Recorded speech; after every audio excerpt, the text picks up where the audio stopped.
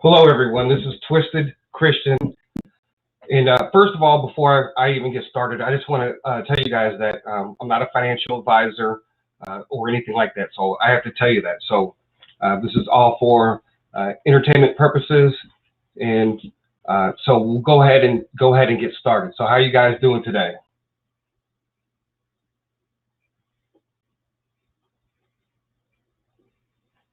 All right. So one of the first things that I did want to talk about, I just want to go back to an article because I want everybody out there in Dinar land to be careful.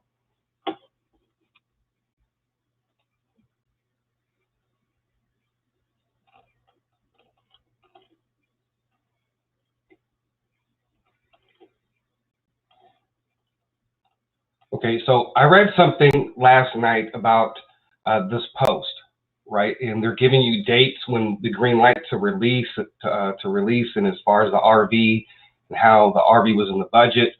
Also, too, in the article, it talks about prosperity packages, 800 numbers.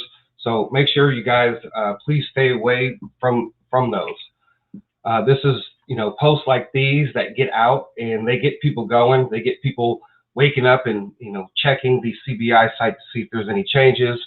And this is the type of information that keeps, really keeps people, coming back and then emotionally damaging them. And so I'm really surprised that this information is, still really going around. And this information, ever since I've been in the Dinar community, information like this about calling out dates and saying that secretly the Dinar RV rate is in the budget and all this stuff. So I want you guys to be very careful.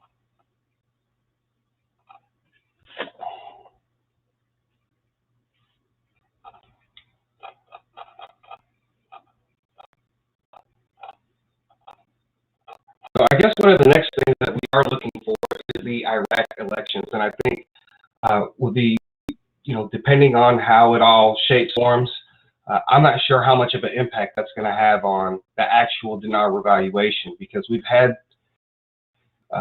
over the years in the different elections and their leaders and politicians, nothing has yet really even changed concerning the rate. And really the government, because they allow the Central Bank of Iraq to be independent, they can only put pressure on the central bank to change their rate, but it's ultimately up to them.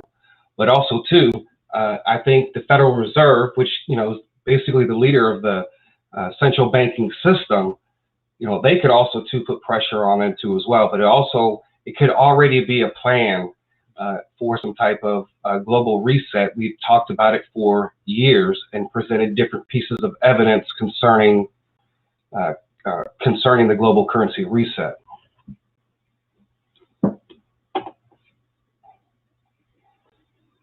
All right, so if you guys have any questions, go ahead and post your questions.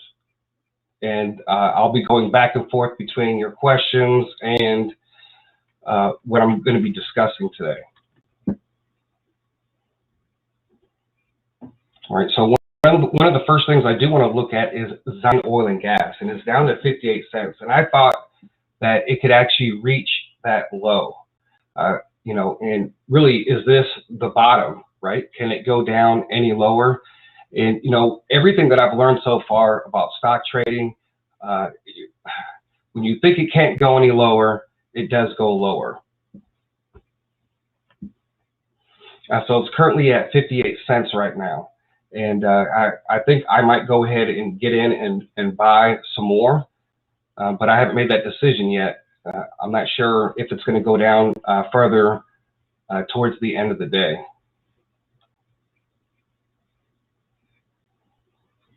All right, now as far as the budget in Iraq, I think it's a good thing. I mean, over the years how they've always struggled with the budget, right? It's always been an issue where, even budget votes have been delayed, over a year. So it's a good thing. It's a good thing that they are talking about the dinar exchange rate. And with the being $45, right? That's based on the budget, $45 per barrel. And you see where oil is at right now. I think that's a good thing, because then they should have a lot of extra money. But it also proves that with the prices were, it also proves that they could also do the budget at a higher rate.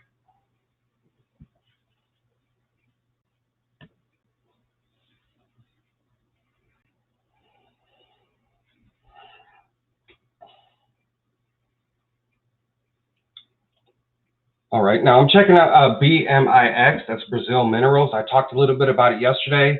I think this is a good buying opportunity, especially with everything going green and all the money that's going to be going into EV, right? So Brazil Minerals, they've done a lot of expansion.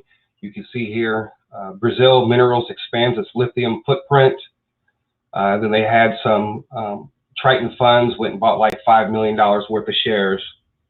And so they do keep, there is news that does come out quite frequently for this company.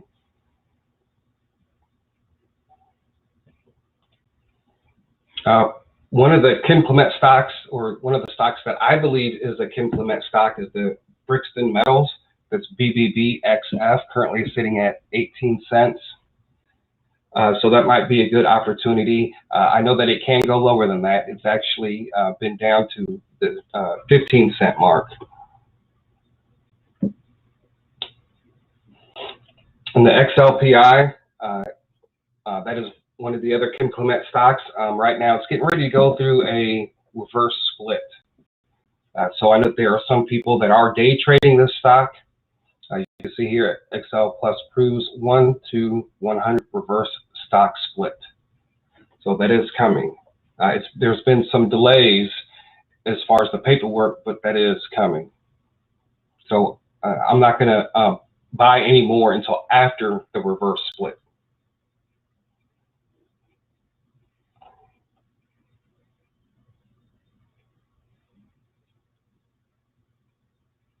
All right, so the next question is, do you expect a market crash prior to the dinar rate change? Yes, I do expect some type of market crash, whether it be dealing with the banks and the hedge funds, and kind of what I'm seeing going on right now. The hedge funds are losing billions and billions of dollars, and they have been since January. And so that's one of the reasons why the OTC markets were heavily shorted over like a period of a week. And so everything that's going on with the Wall Street bet stocks, the meme stocks, the hedge funds actually have lost a lot of money. And so they're doubling down and tripling down and using every tool legally, and in some cases, in my opinion, illegally, trying to bring down,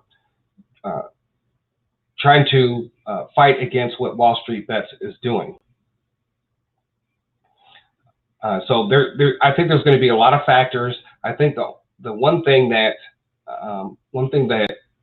just looking at prophecy is that I think there might be some type of military conflict that could also at some point drive the stock market down.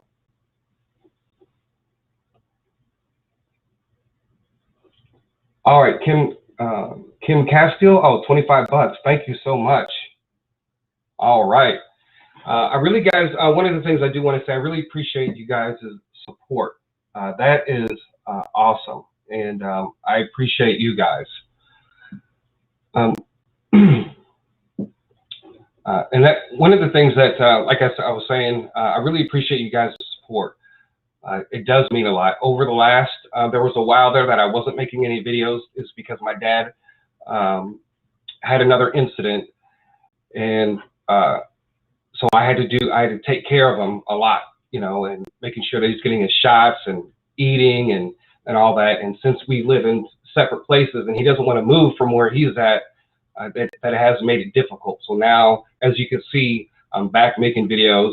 I still have about seven videos that don't have to come out immediately, that I need to edit and put out. Some of them are Kim Clement prophecies, dealing with some biblical topics like creation and how did God create mankind. So I'm on the trail of that.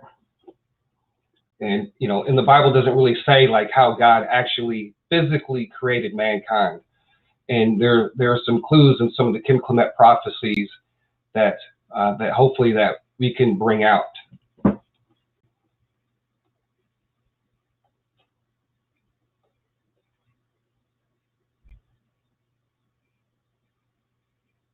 Okay, so Diana, you asked how's that about the reversal? You're talking about the reverse split.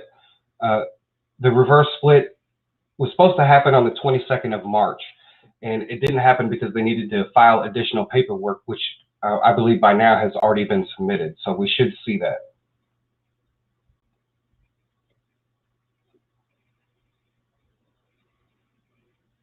Okay. RC says, cycle guys are predicting crash, retraction of the markets, cryptos, and housing April, May. Yeah, and there's just all this looming bad news that's just kind of hovering over the markets. And I think we saw a lot of that in the month of March. And that's why it's important that this economy just really needs a jump start. And a global currency reset would actually jumpstart the economy. And that's why I don't think that the dinar is going to wipe out the debt. If you look at all the debt that's in the world, global currency reset, I think it's going to put a dent in it, but I don't think that it's going to completely remove the debt. And as you remember, Joe Biden is trying to spend another $4 trillion. All right, so that's going to have an impact on our debt. So who knows in a year where our debt is going to be? It's at 28 trillion now. You sign this package and you add, a few more trillion, and then they start doing more stimulus, reoccurring stimulus. But I say just bring it on. Let's just go ahead and what I've always said was that in order for the dinar revaluation to take place, what Kim Clement said, when things seem that they're at their worst. So if things are at their worst, dealing with the stock market, maybe a global conflict that arises. And I've talked about a lot of those different prophecies in videos, but things have to really get really bad. In some places right now, it's really bad. If you look in Brazil, Venezuela, and a few other places, it is really, really bad over there.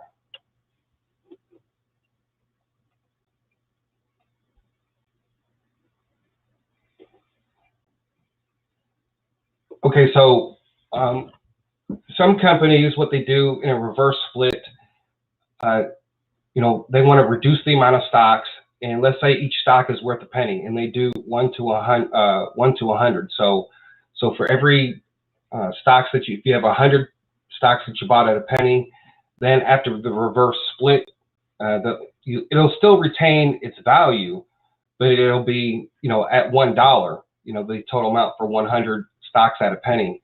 But now those 100 stocks is still worth $1, but it's only one stock.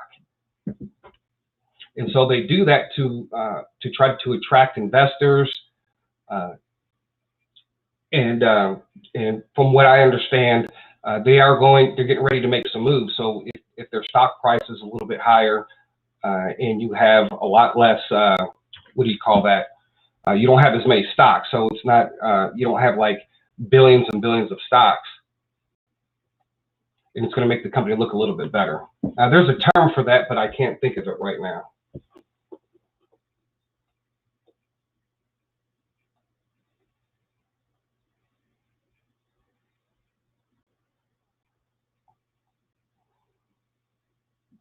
Okay, so next question. Let's see. Nana, Emily, where can you purchase? What are you talking about, dinar or XRP or?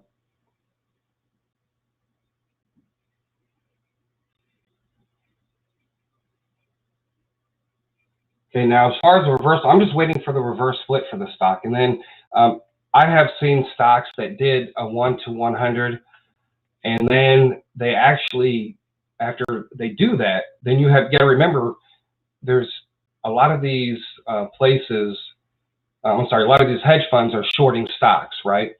So if they do a reverse split, right, and they don't have any pending news, right, there's really not that much news. There is more news in between this from the company itself.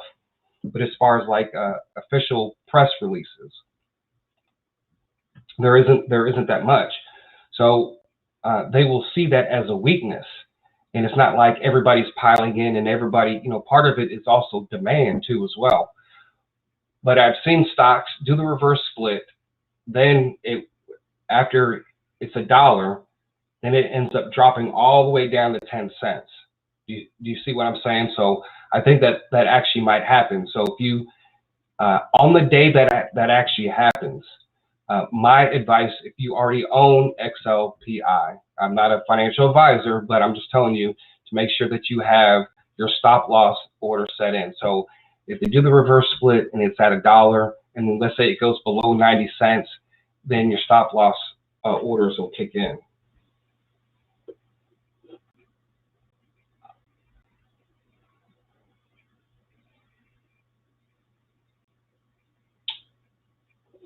Okay, let's see if I can find it.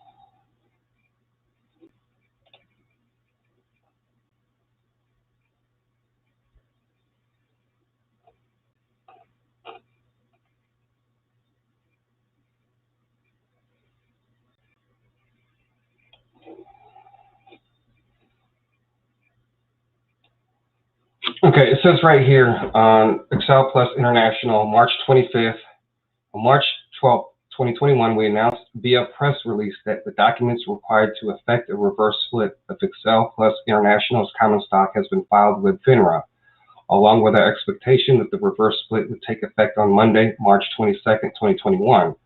However, based upon FINRA's preliminary review, effectuation of the reverse split will be delayed while the company assembles and completes additional documentation. Right?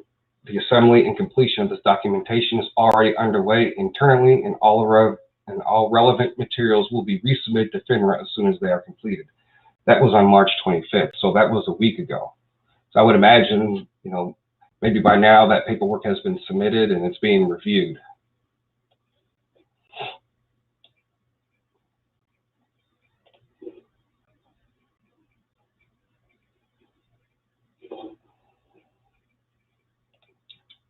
Now, one thing I do want to bring up, remember we talked about Choi Black, right? Choi Black, he had this prophecy concerning Spain. And at the time, or around the time of the prophecy, they were kind of already going through some things because, they have like a monarchy. But in Spain, just want to see if there's anything going on.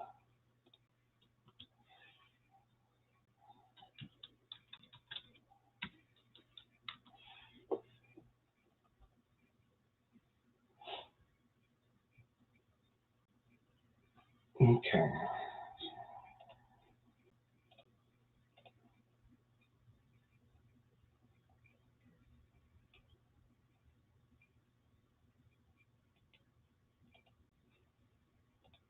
So RC said there's riots in the UK. I think we've been seeing some of that in the news for sure.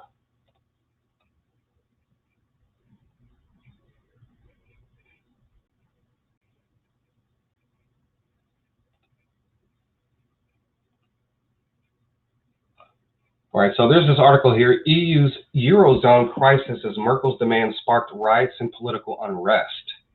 The European Union saw its divisions intensify after German Chancellor Angela Merkel sparked riots and political unrest with her Eurozone demands.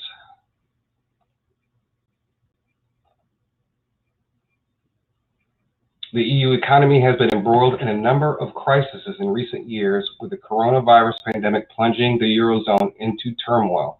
Delays in the vaccine rollout and surging cases in some European countries mean that EU could endure a slow economic recovery. Markets reacted badly to the prospect of tougher coronavirus curbs in France and Germany, sending the euro's value tumbling to just 85p from 90p recently as December last year. All right, let's see if I can see anything here specifically on Spain.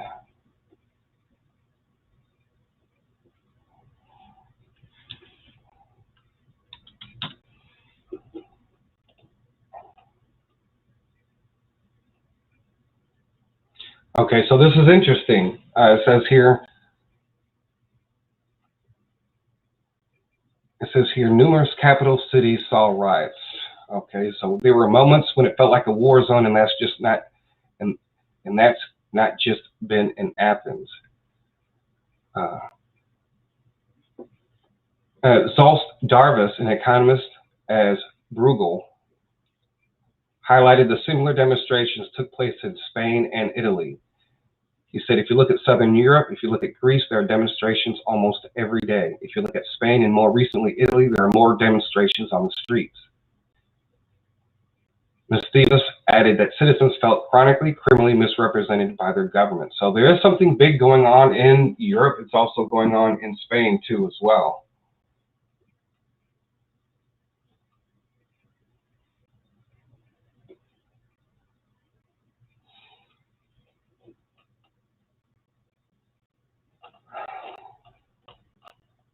So I think there's going to be a number of combination of different things that are going on with the stock market that's eventually going to bring it down. I believe that the global currency reset will happen when things, before things get too bad. It's going to seem like things are at their worst, right? What Kim Clement said. So I think it has to be an impact around the world, and of course everything that's going on with our stock market, all the illegal, what they call short naked trading. And there's just a lot of these, you got the outside influences, you got what's going on in South America, and what I just read here as far as some of the crisis that's going on in Europe. And so eventually it's going to have an effect on the overall stock market. If in order for our economy, the United States economy, to do well, the world also too has to do well if we're looking at a robust, stock market.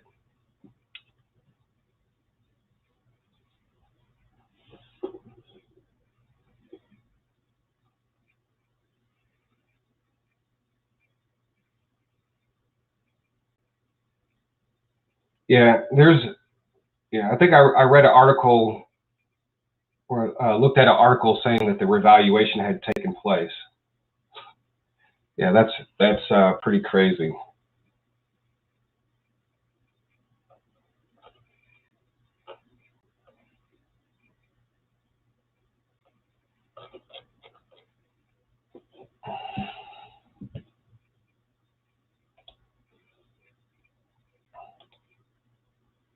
Yeah, and that's the kind of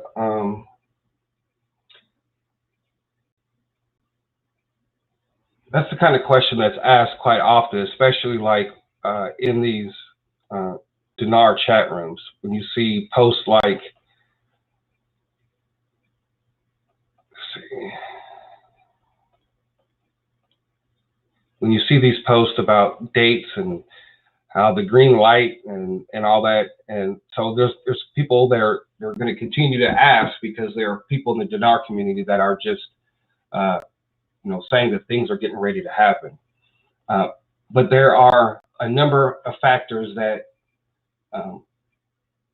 surround the Dinar revaluation when things seem that they're at their worst.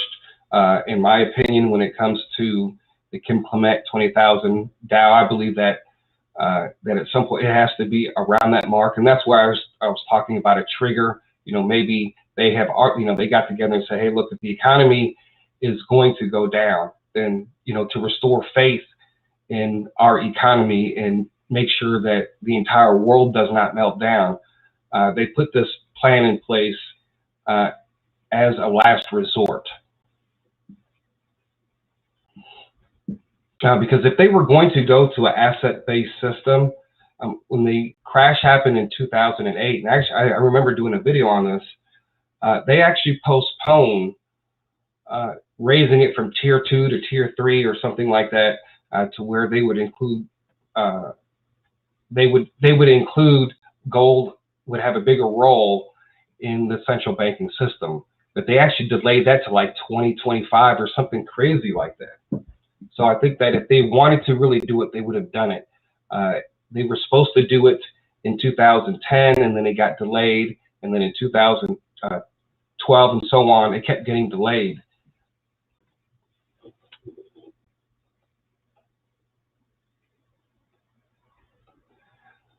Oh yeah, I believe that it is. I mean, just reading what it says, I saw this many times. I saw that from the very beginning, and it's the same thing.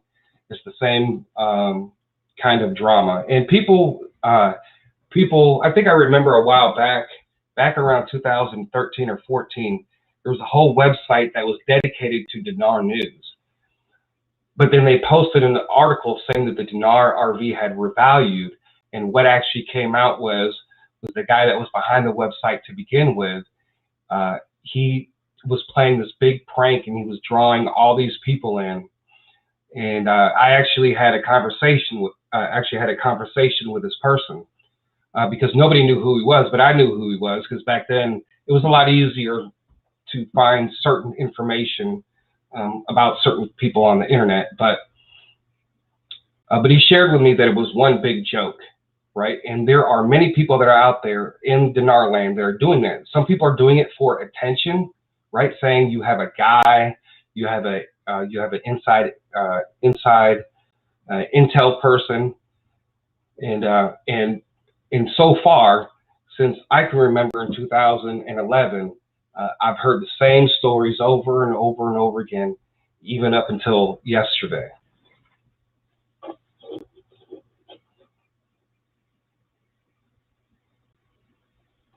And Kim Clement said it would be nothing, nothing, nothing, and then sudden change.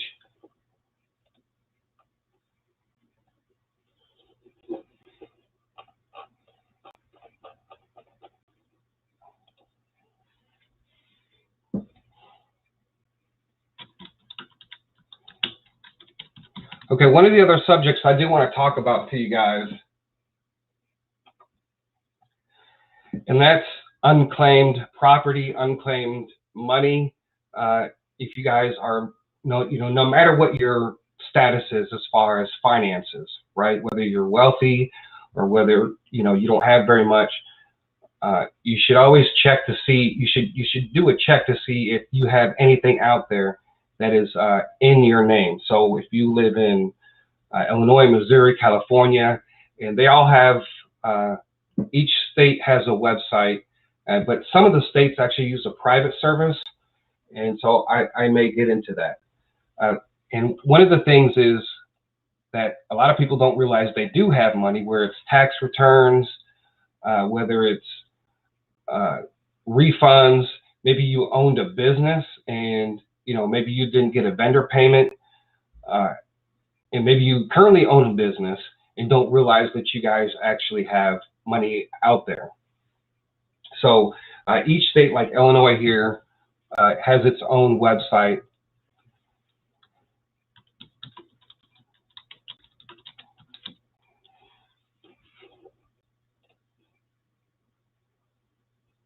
And Texas has their, this is Texas here, but each one actually reports things a little bit differently. And if you have a really common name, your best bet, say if your name is John Smith, right, or there's a lot of people with the exact same name and a lot of addresses, and that does happen a lot. So when you go on there, you'll see all these different combinations, and you probably may get confused. And if you can't find anything, one of the best things that you can do is to actually get their telephone number and give them a call. So I never lived in Texas, so I'm just using this as an example.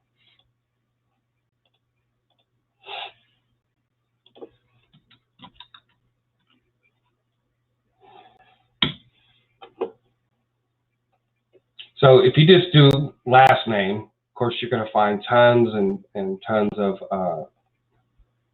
people just with the last name. So you'll have to like basically narrow it down.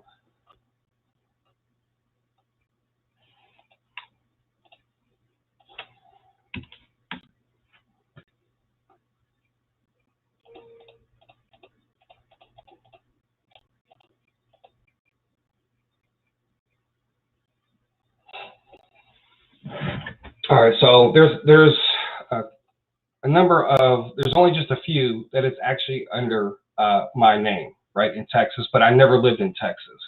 So say, for instance, if I did live in Texas, I said, you know what, I did stay at this address here, and it shows here that I have a check for $260 that I didn't get back in 2002.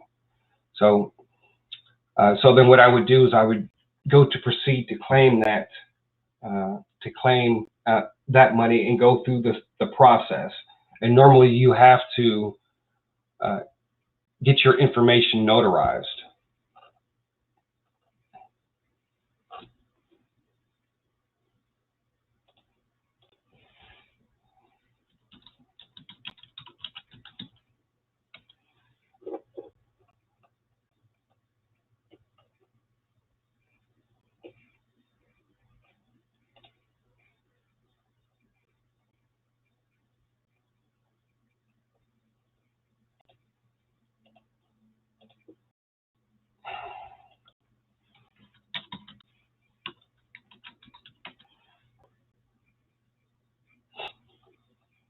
Okay, so I'm on a site called missingmoney.com. Sometimes I have found stuff on searching for other people, looking for lost money. Sometimes it'll be on missingmoney.com, but it won't be on the state website for whatever reason, or vice versa. You know, it'll show, yeah, or vice versa. So you can also do a nationwide search, which will kind of give you an idea of each state under your name. Right, so I've already gone through this probably at least twice in the last year or so, because I have lived in different places, and you never know.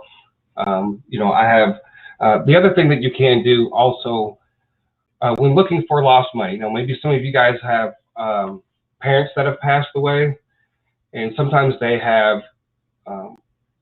Sometimes things aren't reported for years, right? I know somebody who had like money that hadn't been reported. It was supposed to have been reported to the state like over 10 years ago, right? Because if they can't find, if a company can't find you and it hasn't been cashed, they're supposed to send the money to the state, and the state holds on to it, and then the state tries to get in contact with you.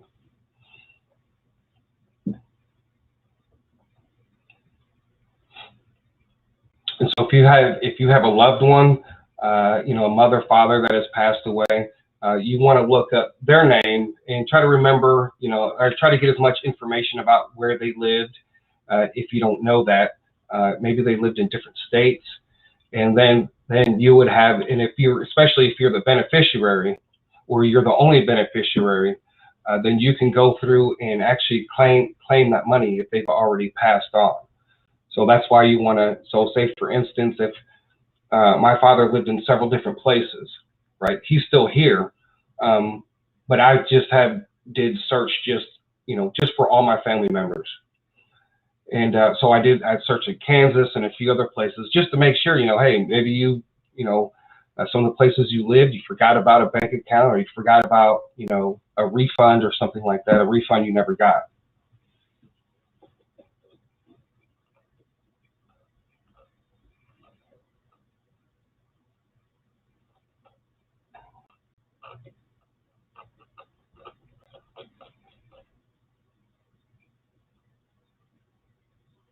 All right, thank you, Gil, for the $10. I appreciate that. Thank you, guys. That is a blessing.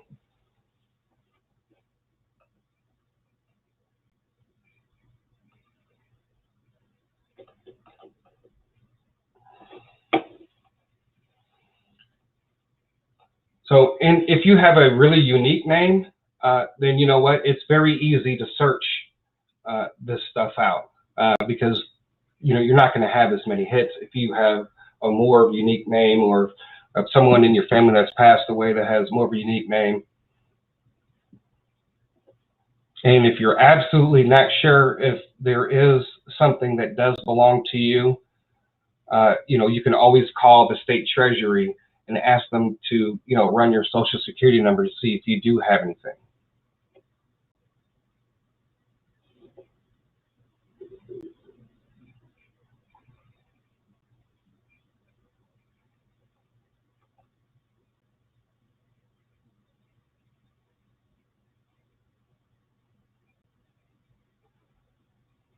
Okay.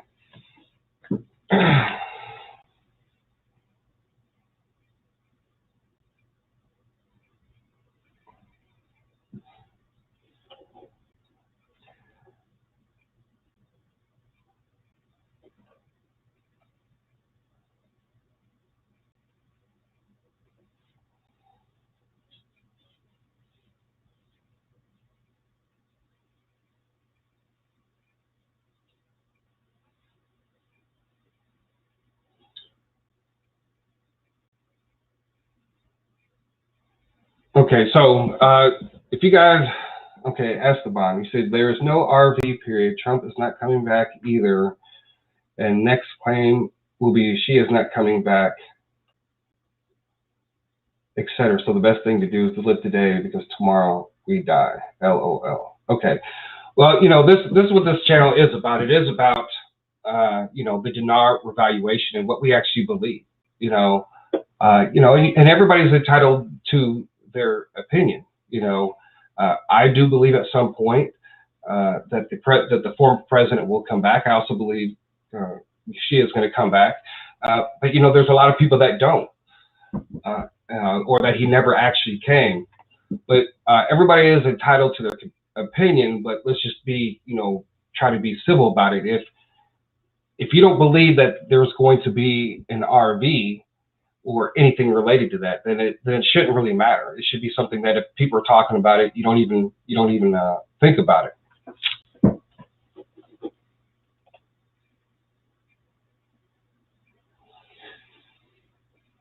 Richard M says, I once found $300 my employers didn't give me when I moved away from Louisiana after Katrina. So you have situations just like that that will happen.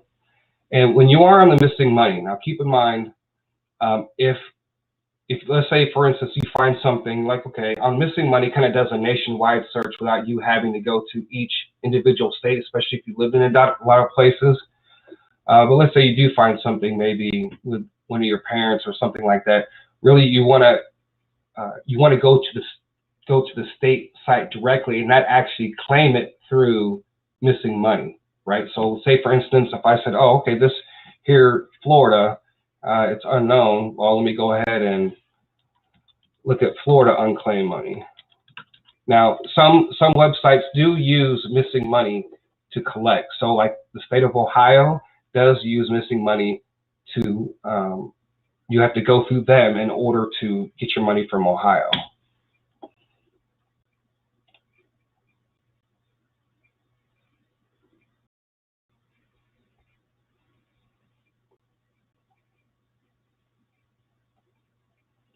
So then you would just go to the Florida Treasury and just go through the whole process.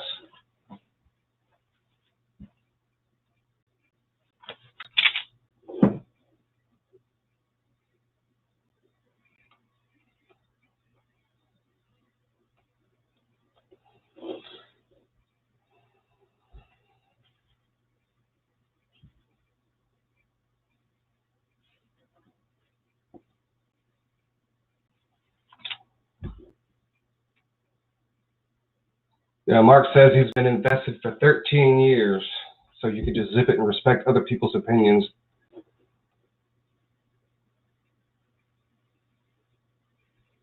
I'm sorry, see. I've been invested for 13 years, so you could just zip it, respect other people's opinions, to don't be sheep. So yeah, just especially in the chat room, try to be civil. If you don't believe in the RV, I understand. Maybe you're here for other reasons, and that's fine. But we do have to respect each other, especially since I do believe in a currency global reset, folks. And I shared this video, and I had several different visions about the revaluation, and that's just me, because you don't have to believe me, but I just know for me what I saw, and the feeling that I was feeling within the dream was the same feeling as if I remember back in 2009, I had a dream that I won the lottery, and when I woke up from the dream, it was like I still felt like I won, that I was wealthy, and I was like, okay, but I never did play, I never went out and go played any numbers or anything like that. But when I had this dream about the dinar revaluation, these several different dreams, I felt the exact same way. I had that same feeling, and when I woke up out of that vision, I still felt like I was a multimillionaire at that point.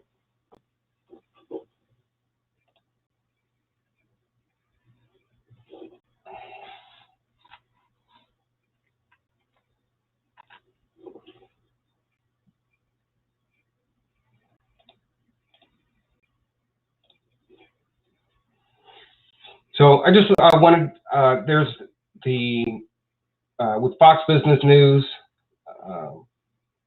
they do focus a lot on what Biden is doing. So one of the things that Biden is getting ready to do is a corporate tax hike, which right now, if we're still in the pandemic, I really don't understand why they are still they're trying to raise taxes on everything. I said they should be waiting until the pandemic is over with before they start raising taxes.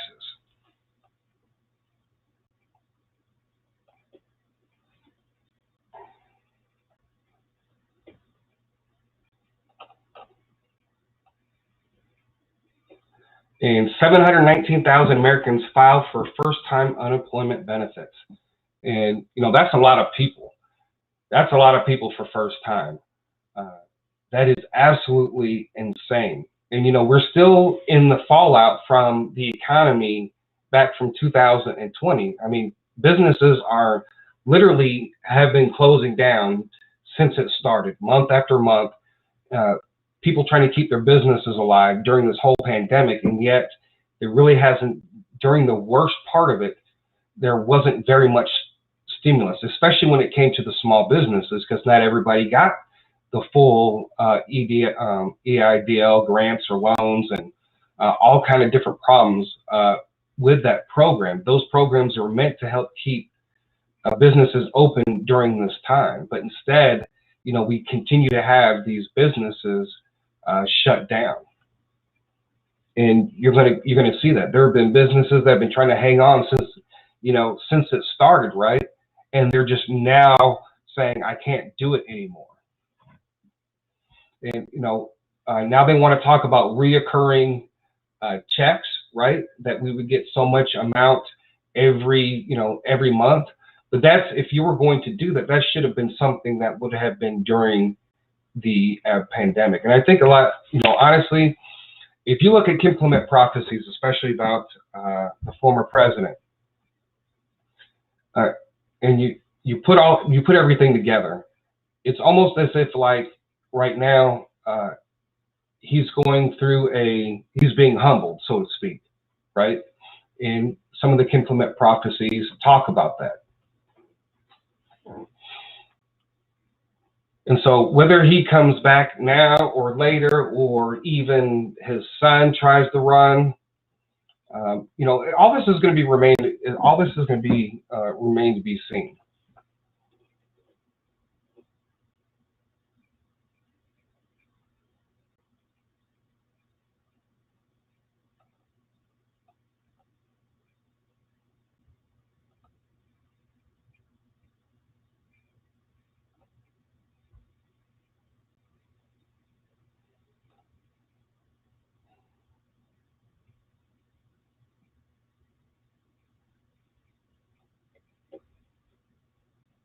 Okay. All Were Bucks asked, do you believe all currencies reset? I think eventually all will. If you see what's going on in South America, and I've been saying this, all countries are not going to be ready for the reset, right? They're not ready, and some of them don't want to be ready. just because of corruption and everything else. But in order for the currency reset to be effective, a lot of currencies do have to revalue, and I think you're going to see some revalue on the same day as the dinar, but I think the dinar will be more in focus, and then you're going to see some of the others start to come after that. And even Prophet Charlie Shamp said that people are going to speculate on currencies for years, because when the global currency reset happens, folks, there's going to be people who never heard of the dinar, never heard of the global currency reset, and then you're going to have people who used to be in the dinar and got out of the dinar. You're going to see a whole bunch of people come in and start trying to buy up as much of these other currencies as possible, right?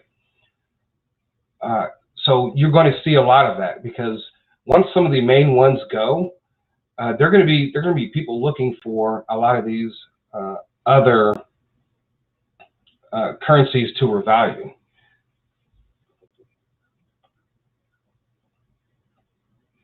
So the only way that we can speed up the RV, in my opinion, is to allow this economy to basically crash and burn.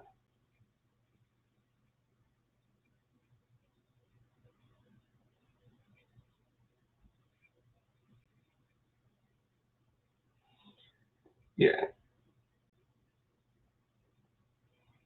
Okay. RC says, oh, wait, let's see.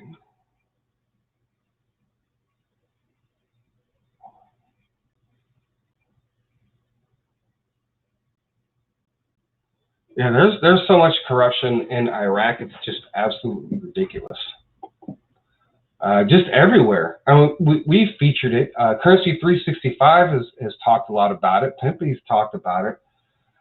There's other YouTube channels that have talked about it. There's so much within the banking system, and I presented there's so much corruption. We're talking trillions and trillions of dollars, and that $28 trillion that the United States holds, that's all.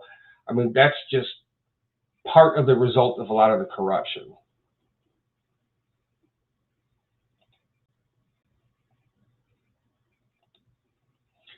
All right, let's see if there's any news on Iraqi dinar chat. Central bank governor, Iraq is implementing its reform plans. Central bank governor, I don't want to butcher his name, confirmed today that Thursday Iraq is implementing its reform plans. The Central Bank of Iraq said in a statement received by Tigris that the governor of the Central Bank of Iraq, Mustafa, participated as a representative of Iraq in the spring meetings at the International Monetary Fund. Okay, so they're supposed to be implementing their reform plans. So that just all remains to be seen. And if there isn't any other conflicts that break out in that area.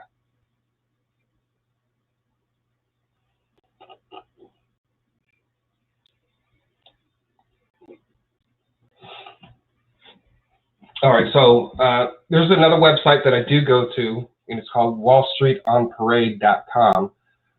And they have a lot of good articles, and that's where they really sometimes will do a really deep analysis on their articles about where some of the debt, where some of like just a lot of things that are going on in the stock market, and they can like break it down how much the central bank is spending on bailouts and stuff like that. So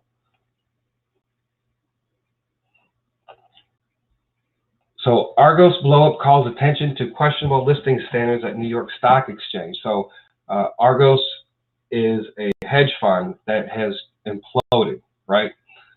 So I don't know if you guys seen that. Will have an effect on what's going on with all the shorting that's going on. And one of the reasons why the OTC markets went down for that week is that they've been so heavily trying to short some of these meme stocks and AMC and a few others, right? And that's how a lot of the hedge funds make their money, is by shorting. So with them doubling down and tripling down, when they need to go get money, they just short the entire OTC markets. Everything goes down and they make money, right? And so they can put money back into their battles that they got going on in other places. And especially with possible margin calls and things like that, the OTC markets are very easy to manipulate.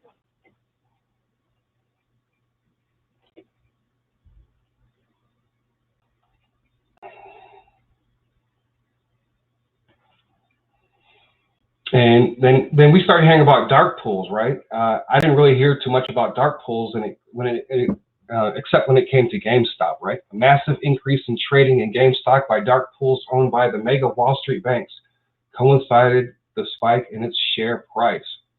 And a lot of people have talked about what's going on with GameStop, right?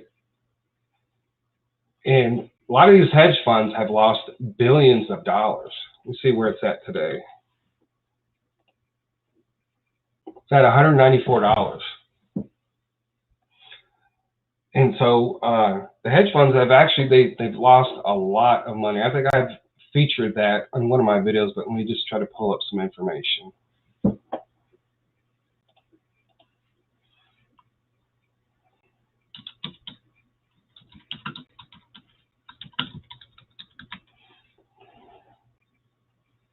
See, this article here, February 1st, this happened in February, right? Hedge fund Melvin Capital's down $4.5 billion in assets, right? And this is all after epic squeeze by Reddit traders. So, right, so a lot of that money, there was a wealth transfer that actually took place when they went after Melvin Capital and all that. And of course, we had other hedge funds that poured money into Melvin Capital, and of course, they lost more. And so, they had to go to the OTC markets, man, to get some money and, try to go after these guys, which is absolutely insane.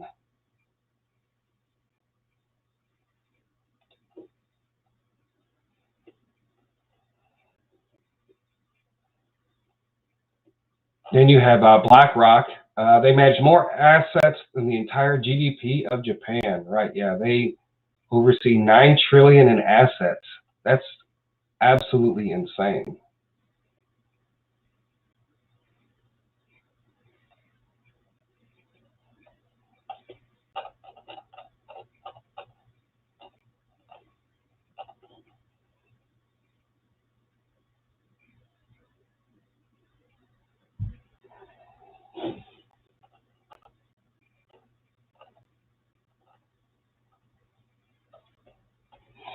All right, let's see if there's any more questions.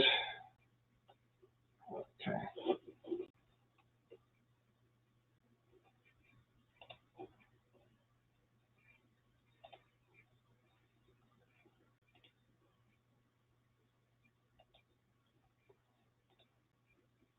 Now, one of the things I found interesting was that, you have these people saying that the Biden stock market outperforming its predecessors. So they've analyzed the first 50 trading days of the president's first term. And of course, they're trying to say that he's doing better, which I thought was absolutely crazy. I think the Dow was at like 15,000 when 15 or 16,000 when Trump took in office, and you saw what it hit 30,000. So, until Biden can add, 10,000 points to the Dow, I don't think that you can actually make a real comparison.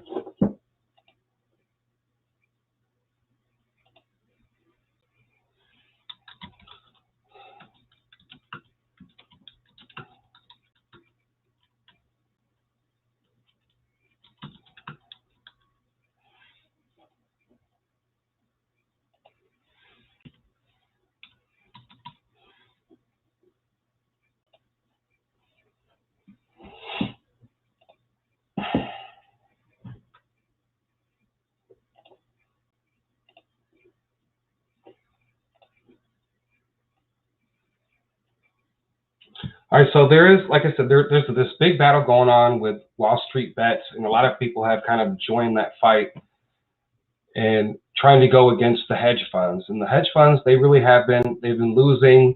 And, you know, some of these hedge funds are actually playing with your pension funds. Let's see if I can find that article.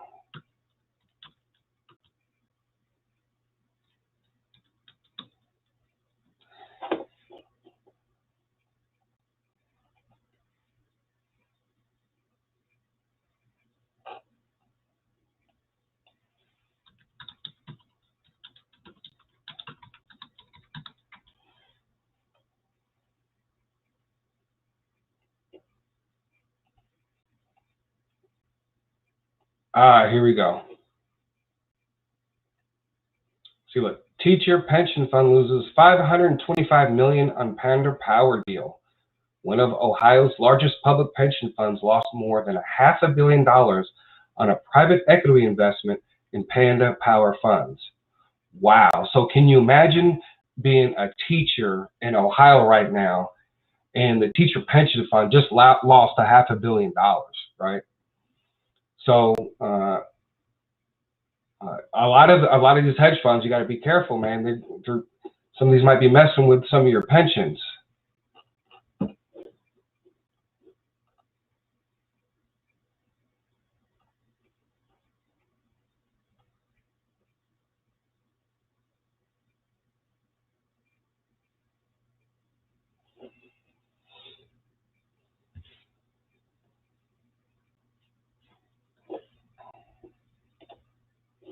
So let's take a look. Let's see what's going on with Zion Oil and Gas. It hasn't moved very much. We got some movement on LBSR. Got a little bit of recovery on BBXF. And hop on. It seems like, again, we have it going down. Well, it's actually pretty stable from yesterday. It's around the same, a little bit less than yesterday, I believe.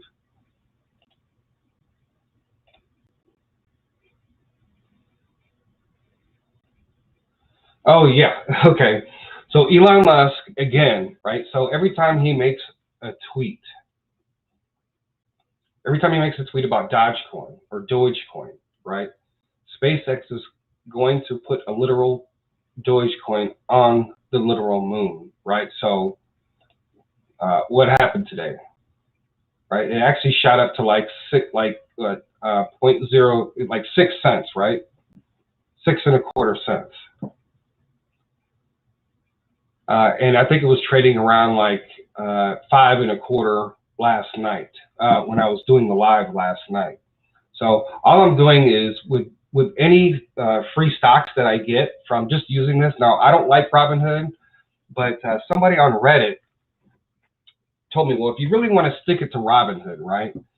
Of course, you know, you can get your free stocks and then you know, take the money out, right? And then put it into your bank after you sell it. I think you got to wait like 30 days before you can transfer any money out. But I'm just using mine in turn. I sell it after 3 days, and then I just put it into Dogecoin.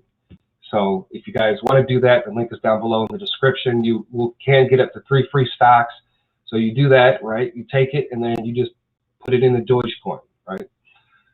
And so that is one way to stick it back to Robinhood, at least down the line, right? Because we're taking the money, we're taking the free stocks, right? And we're taking that money out of that and we're putting it into the cryptocurrency markets.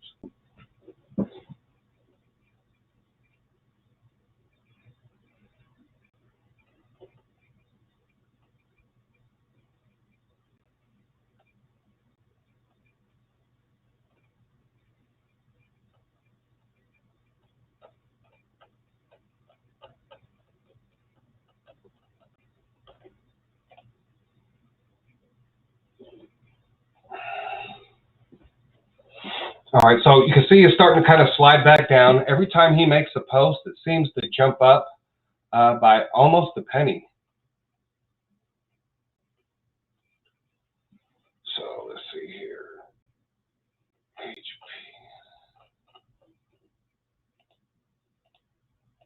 So I'm going to look up to see what HPN HP, hop on HPNN, see if the CEO has said anything today. All right, so he hasn't said anything different than what he said yesterday. All right, so sometimes I look for his tweets, and hopefully, hopefully that whatever all this news that is coming out, that's going to potentially boost the stock.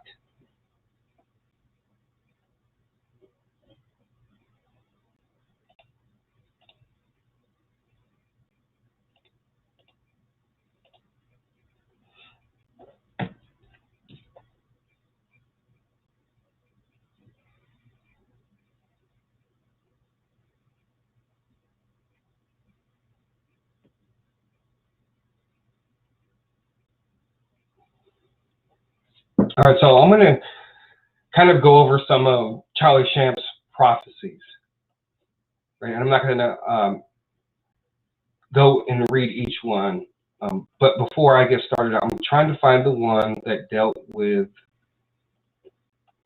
Amy Barrett.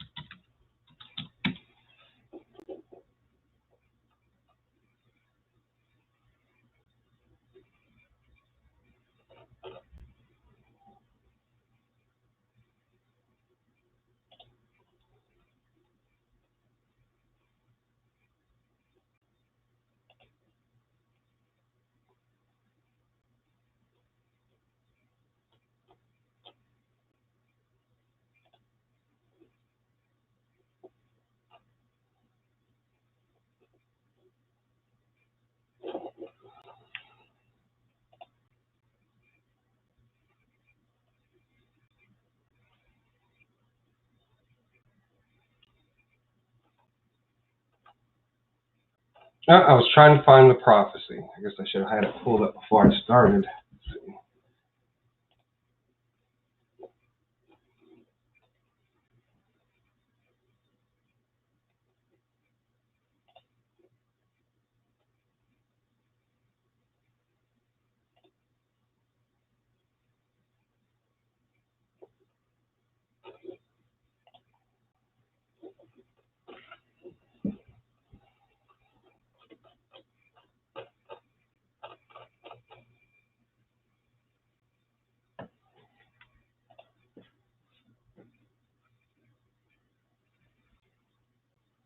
Oh, that's what I need.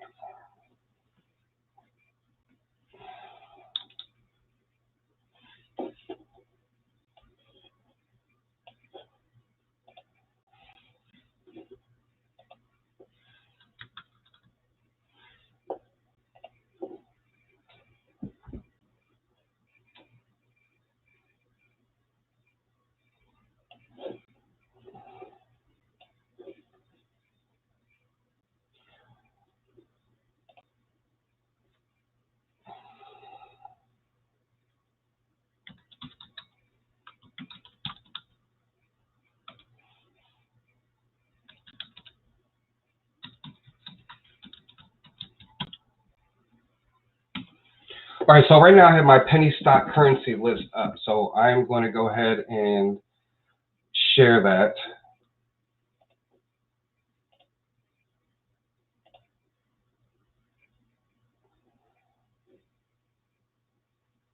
See if I can put it in the description below.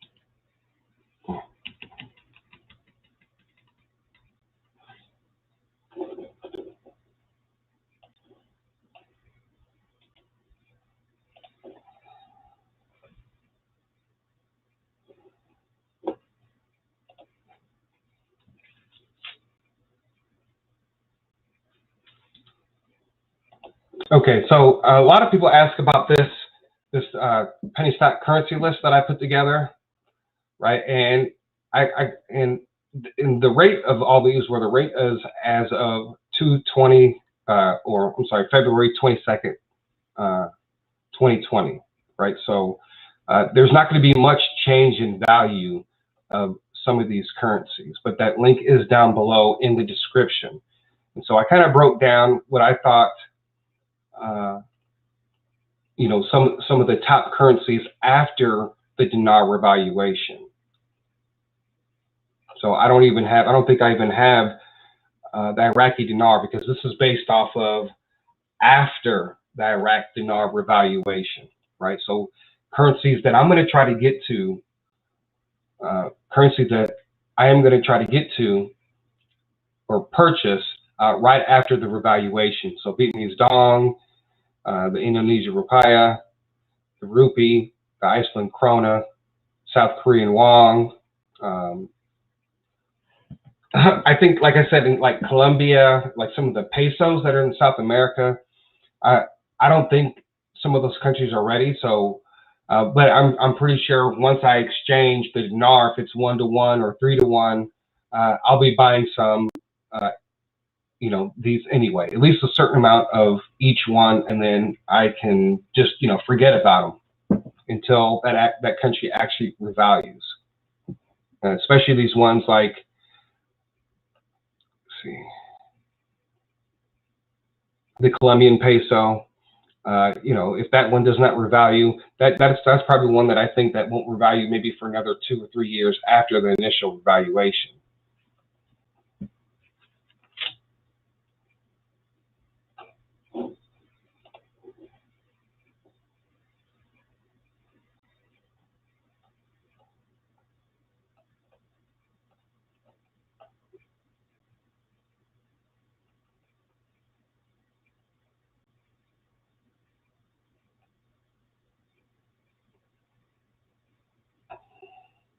One of the things I realized about stocks and cryptocurrencies, one of the things that does drive, besides it being a good investment, is that people do want the coin. People want to trade XRP. People want XRP. And demand also pushes some of these cryptocurrencies and other stocks in the market.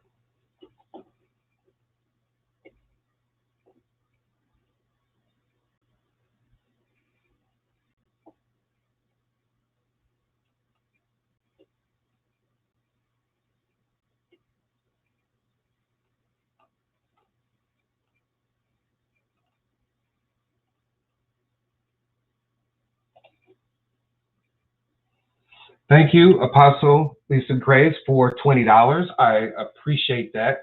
I thank you for your support also too with the Grigori project. She's been part of the project for a while now, and over the years has helped and shaped and formed the project. So I do appreciate that very much.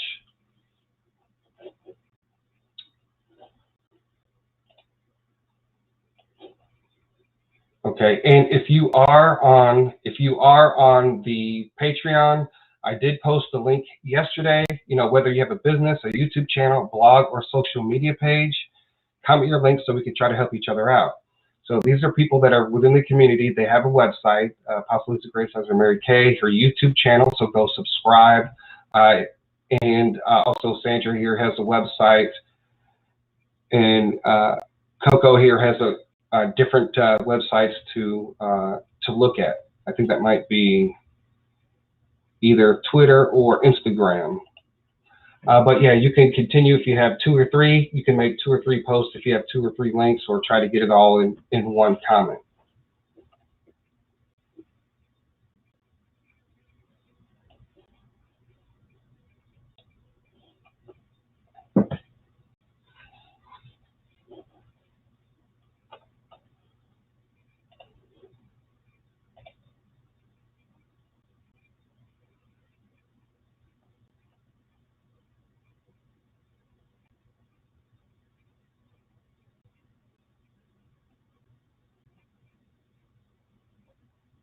Okay, so I'm going to go a little off topic here because you guys are talking about like the rapture, and you guys are also talking about the mark of the beast, right? I think I did a video on that.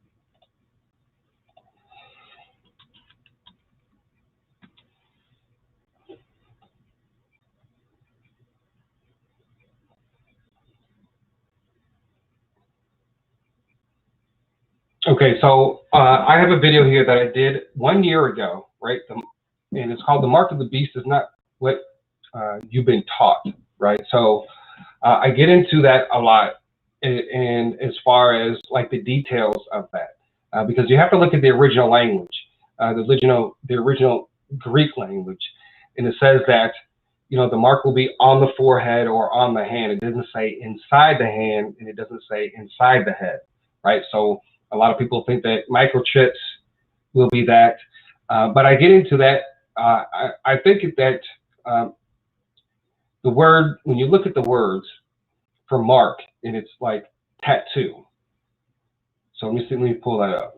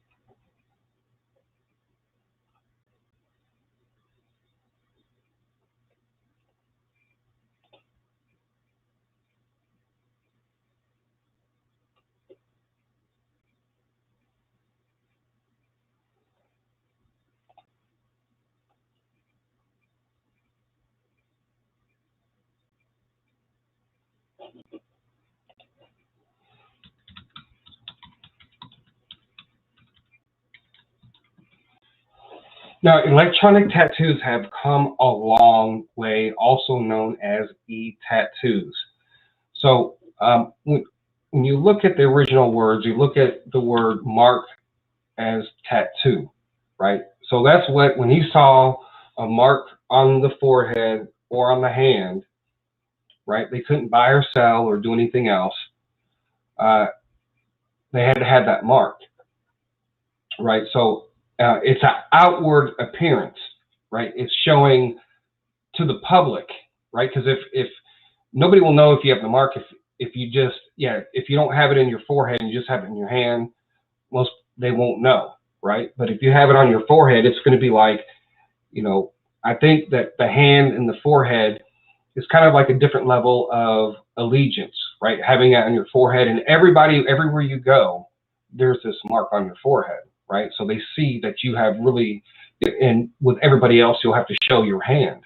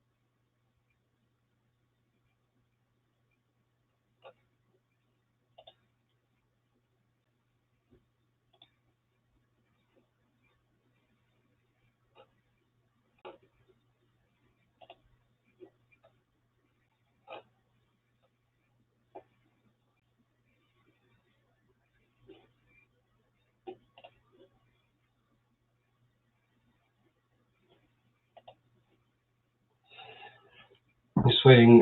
My internet's running a little bit slow here.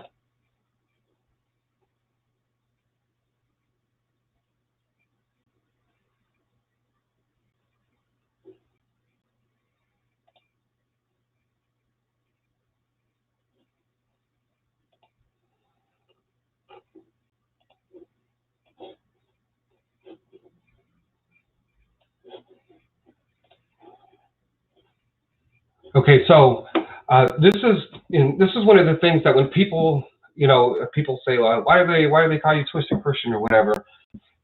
Sometimes when you present these things to people, they've been so ingrained for so many years, especially now in this technology. Like when microchips were first coming out, they were saying it's a microchip, it's a microchip, it's a microchip, and for years and years and years. And now as technology is changing, and really looking at what the book of Revelation and what it really says when it concerns this mark. So, and it causes all the small and the great and the poor, the rich and the poor, and the free and the servants, that it should give them a mark on the hand of them, right, or on the forehead of them, right? So it's not inside, it's on. So, but the mark is important. You actually look up what it actually means, right? In the Strong Concordance, a stamp impress, right? Definition, a stamp impress. Usage, sculptural engraving, a stamp or sign.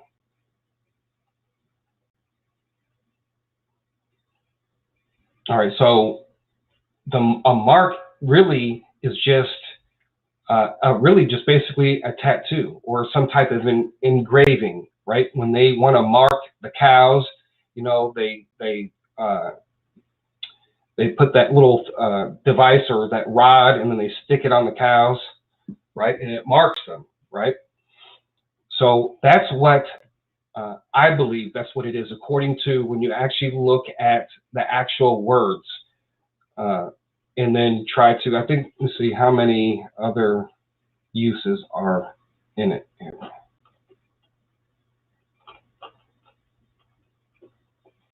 Acts 17:29, an image formed by the art or stone graven by art. Okay, so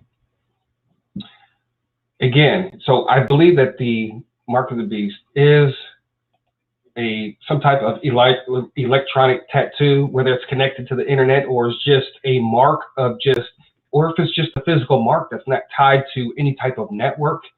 Of course, it could be, which more than likely it will be, even if they say it's not. But it's going to be a mark on your hand or on your forehead.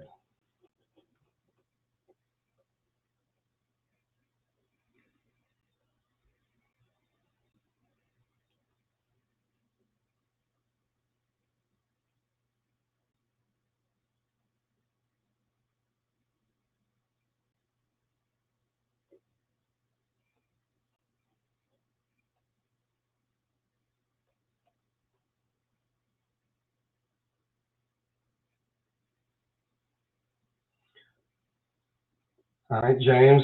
Sorry to hear about your wife having brain cancer. We just lift her up in the name of Jesus, and that God will give you the wisdom and how to pray for her, and give the doctors the wisdom in dealing with that. As many of you may or may not know, I did have a son that was born in 1999, and he actually had lymphoma cancer. He didn't. He made it to his 11th month, so he didn't even make it to a full year.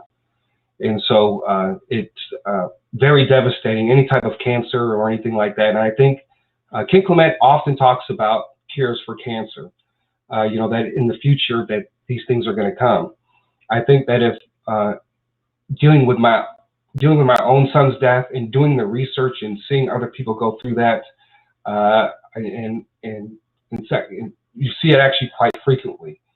And one of the things is, of course, everything's done with chemotherapy now. I mean, that's usually the standard. And so sometimes if you look up, I believe it is. Let's see if I can find it here.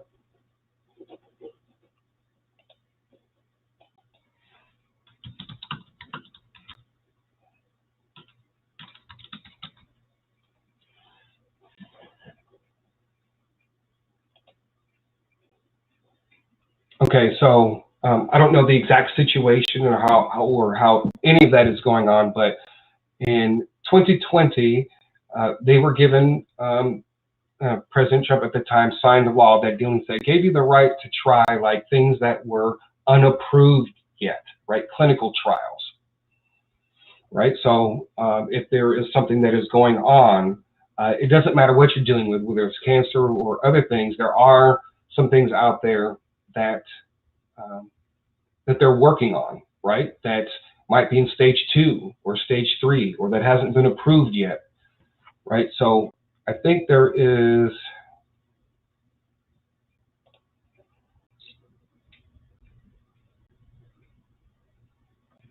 Okay, and then there's a search, right?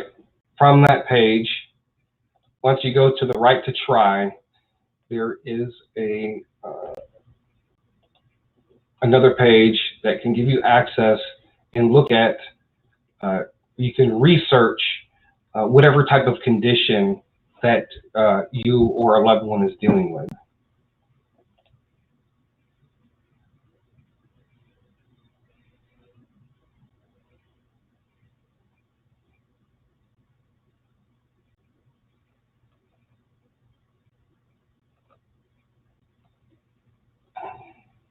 Yeah, now as far as the rapture, I think the Bible is very clear about when it actually happens. And I think a lot of people do agree that it will happen before the tribulation period. I mean, there are many, without getting into it, there are a lot of different scriptures that do point to that more than the other. There wouldn't be a need for a harvest if you were, there wouldn't be a need for a harvest and send the 4 angels to separate the wheat from the chaff, right? Right, and take them up.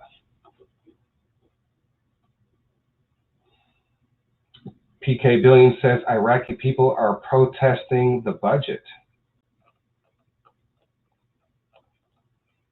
Yeah, they've been doing that for a very, very long time.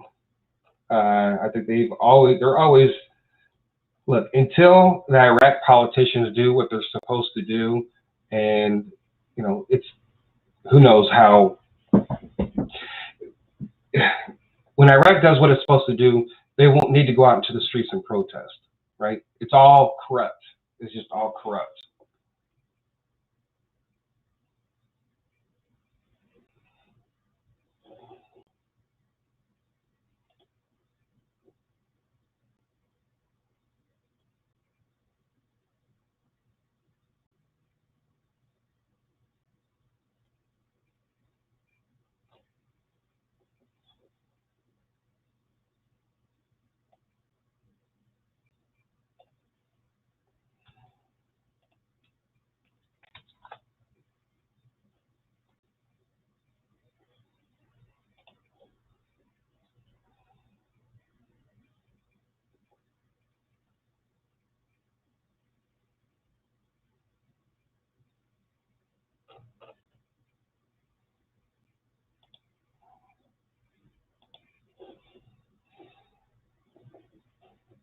So we are almost in the power hour.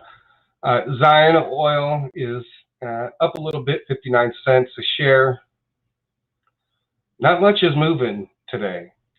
AMC is down to $9.47. Looks like HPNN is trying to climb up there a little bit. It's up 10% for the day.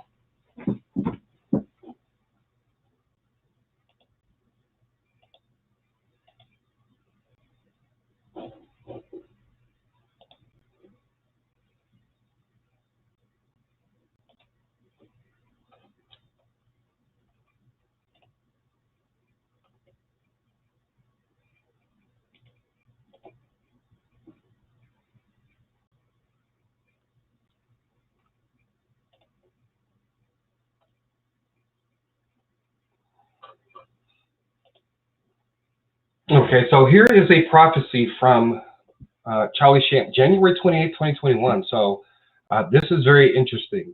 So I'm not sure if you guys have seen this or read this, and this deals with the U.S. press secretary removed by Prophet Charlie Shamp. It says here, I heard the Lord say, major blunders, foolish mistakes, in the end, she will be removed and replaced. Yeah. She's not very good, honestly. She's not, compared to a lot of other people that have taken that position as U.S. press secretary. She really isn't that good, and she doesn't look believable. She doesn't seem strong at all. So we should be looking out for that.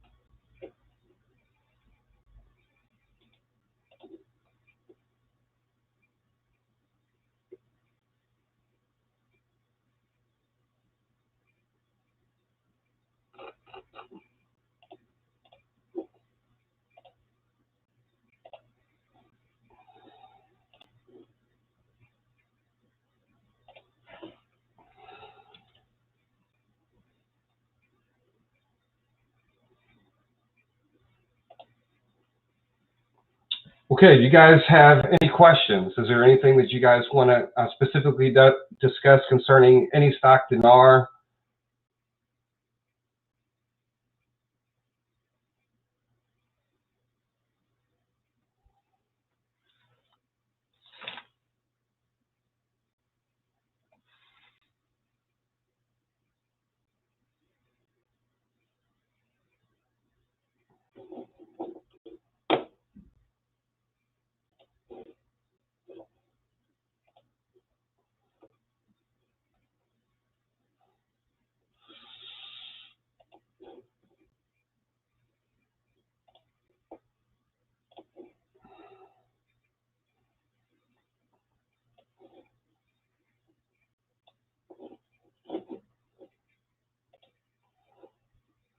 So guys, don't forget, if you guys do have a loved one, don't forget to look through these clinical trials and do your research, right? There might be something out there for your loved one that, you know, maybe they're running out of options.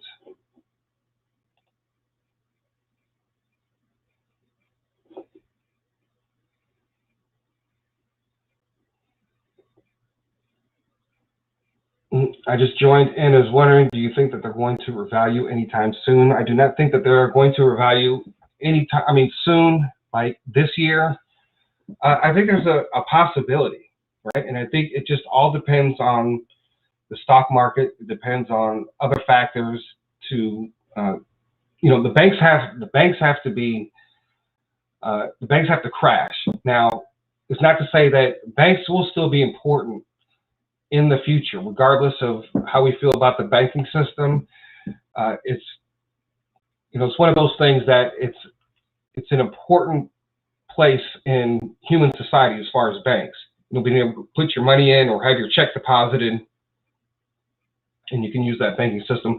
I don't think that's going to go away completely. Now, maybe the way they operate may change, and what type of they might have more restrictions on banks and all that.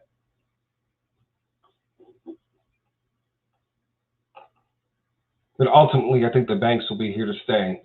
But there's going to be a lot of other factors. The grave surrender, somebody, James, brought up the grave surrender in the Middle East. Then we have what's going on with Iran, God removing the hand of the United States out of the hand of Iran when things seem like they're at their worst. And Kim Clement did connect the dinar to the Dow being at 20,000. I think that's one of the things that a lot of people have some misunderstanding in, and I'll just go ahead and bring it up here.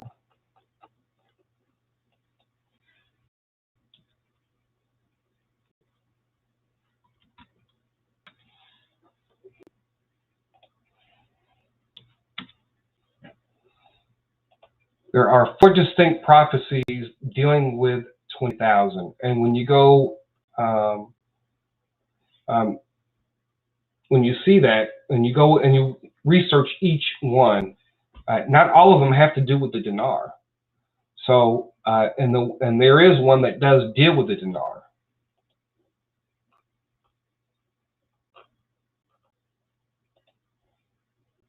Okay, I recently spoke about the Dow at 20,000 points. All this connects to a massive breakthrough with regard to the dinar. So that one there, because the Dow, and he says at 20,000, he didn't say he was going to surpass it or it was going to drop below it. And we've seen that go back and forth, and we still haven't seen it happen yet, right? So, so I still believe that it's still going to have to be around the 20,000. I've even suggested, as a theory, right, not as fact, as a theory, that maybe the Dow will actually close out at 20,000, right? It'll say when the Dow closes for the day, the Dow closed at 20,000 exactly.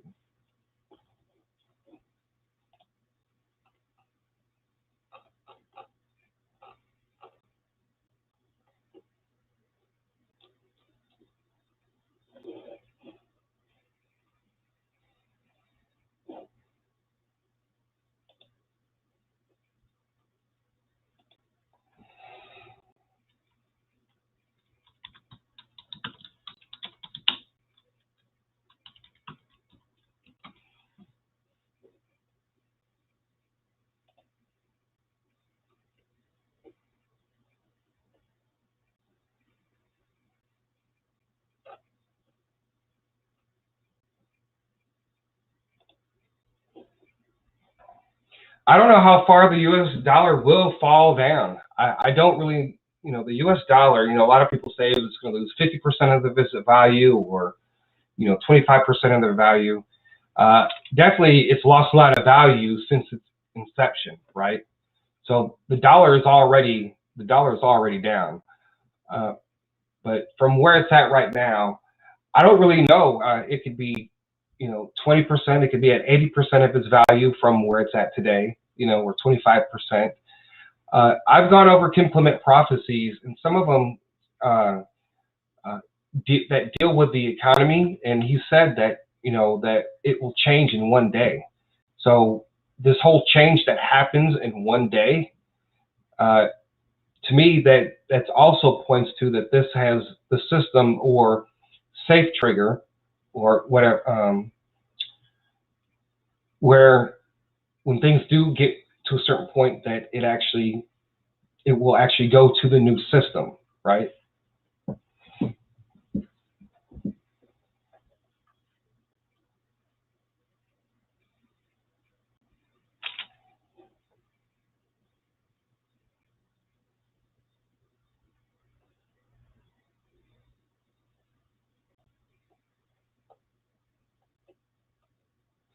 About the Zim, I don't really know too much about, as Tina asked, I don't know too much about Zim. It's just one of those currencies where there's like a lot of confusion, right? So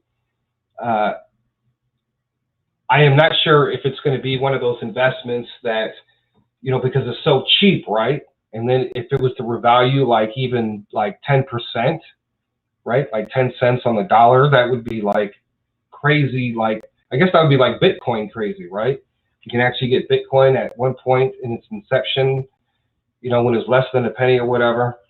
That would be just like absolutely crazy. So I know Currency 365, Johnny, he talks a lot about the Zim, and I think even Pimpy does too.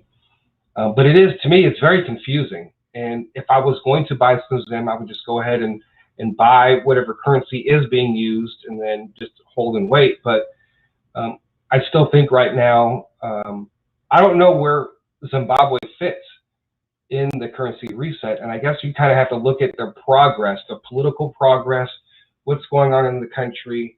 Are they further ahead than what they were? Not necessarily their currency, but just overall, how the people live, and are their lives getting any better?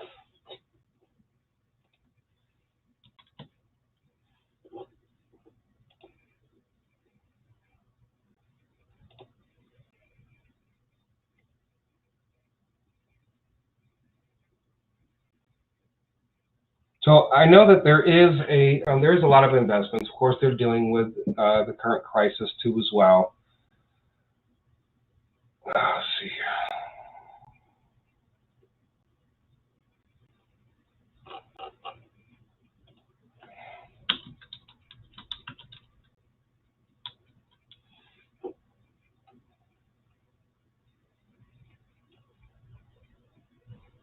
So here, Zimbabwe Central Bank accuses pharmaceutical sector of abusing foreign currency auction privileges.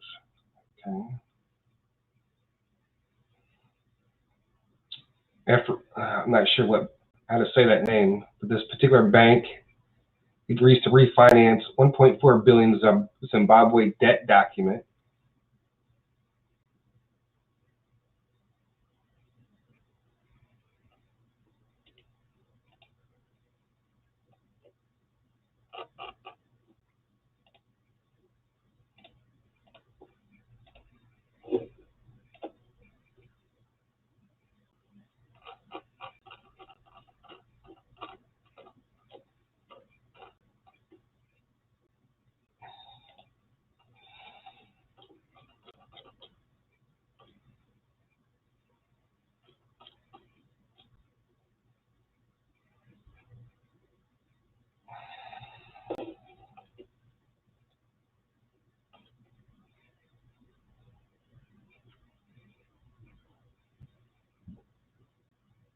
Says the Reserve Bank of Zimbabwe has warned banks which offer overdrafts to companies to buy foreign currency from the auction system, saying such a move creates speculation in the market and promotes rent-seeking behavior, which drives inflation.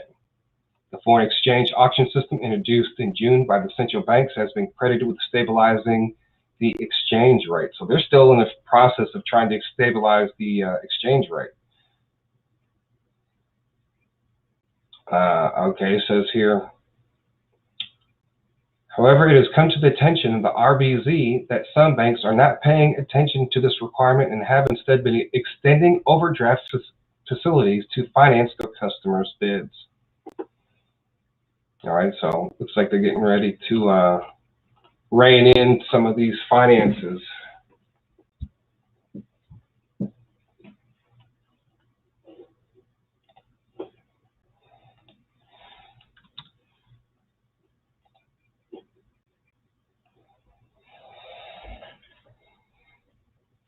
Wow, Ethereum is up. It's up pretty big today. It's around $38. I wish that when this thing was super cheap, and and that's the thing. We with the dinar, some of us been holding for years and years and years. And people who bought Ethereum when it was super cheap, and all these currencies when it was super cheap, you have to give your hats off to them, because these people, especially in the cryptocurrency market, have been waiting a very long time, to see some of these cryptocurrencies gain in value since the beginning. Yeah, I believe that the RV, when it comes to Zimbabwe, I don't know, let's see what kind of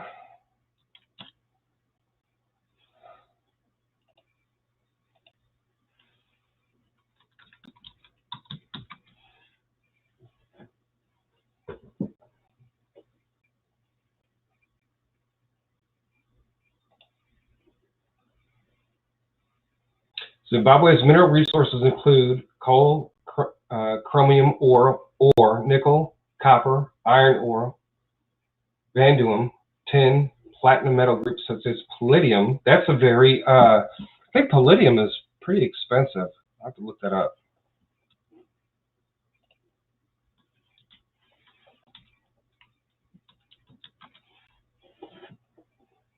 Price per ounce. Okay, $2,565 per ounce.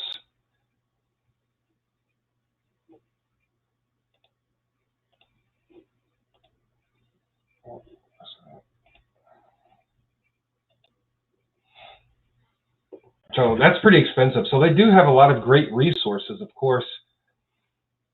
Let's see here, diamond production increased, making the country's Africa's 7th largest producer by 2008.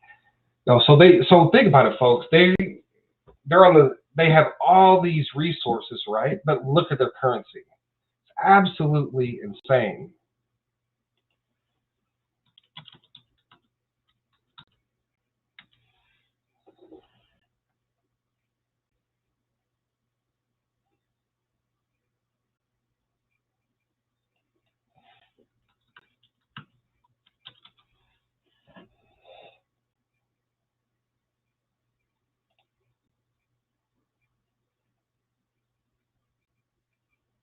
Yeah, so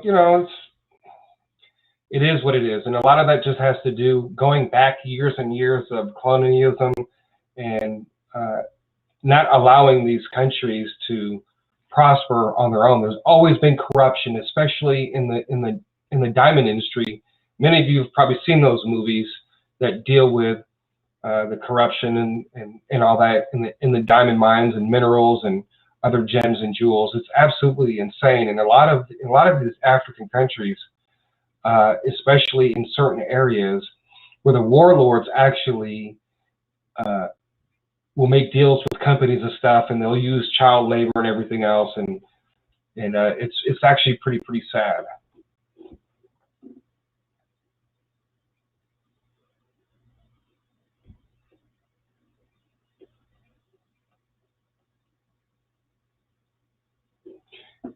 Susie says BVN.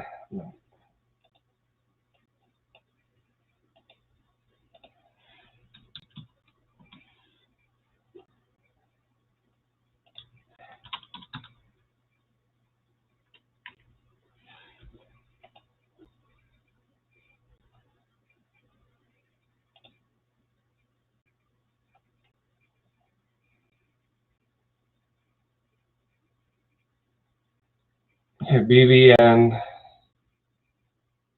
Not even going to attempt to even say that name, but it looks like it's at around $10.20. Is that the same stock?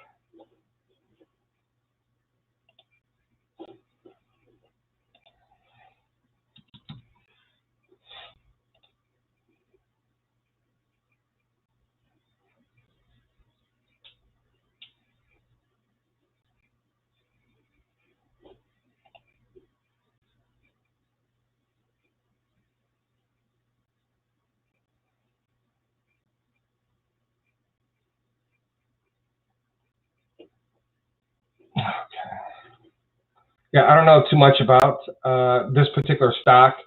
I hadn't even heard of it, so I'm not. I would have to do some more research before I would probably comment on that one. I do try to find stocks that are like really cheap though, mining stocks, because I think at some point between now and the global currency reset, a lot of these mining stocks are going to really take off, especially going especially going to EV and all the electric cars and stuff. And it just seems like if they pass that $4 trillion package, right? They plan on putting like all these charging stations, all over the United States, and then try to get people to trade in their cars for electric cars, which, even if you were to go to somebody who has a gas, car that's only worth $10,000, and maybe they live paycheck to paycheck, they're not going to be able to go in and even with $10,000 off, they're still not going to be able to go in and go get an EV car. But I don't know what all the details of that are, and here's that EENF stock, right? So I didn't buy any. It was like at 7 cents, and now it's down to just a little bit under 6 cents. So I figure that there would be a lot of people probably taking profit from this particular stock. And it actually reached a low of almost a nickel even.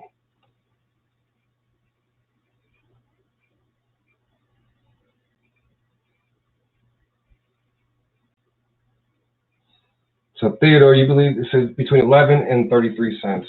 It's very well possible. They have a lot of resources, and it's just going to take, a righteous government really to really turn things around over there.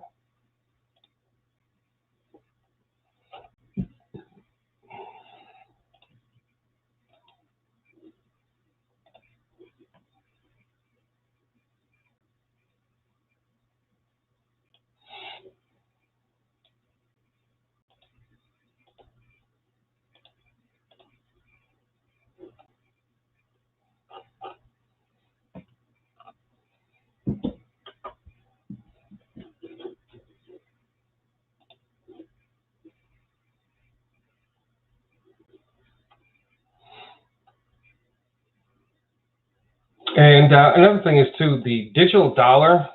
You guys got to keep in mind the digital dollar. Congress has to authorize that. They're not going to be able to go to a digital dollar. So if you guys see, I know there's a lot of other people in articles and things saying that we are going to the digital dollar, and the Federal Reserve is working on that.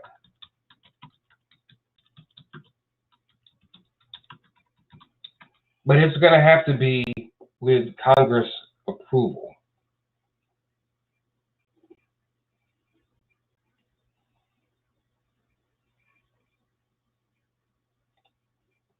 So particularly they have this roadmap, and the most important thing out of this is that they have to get, no matter what the Federal Reserve has to do, right?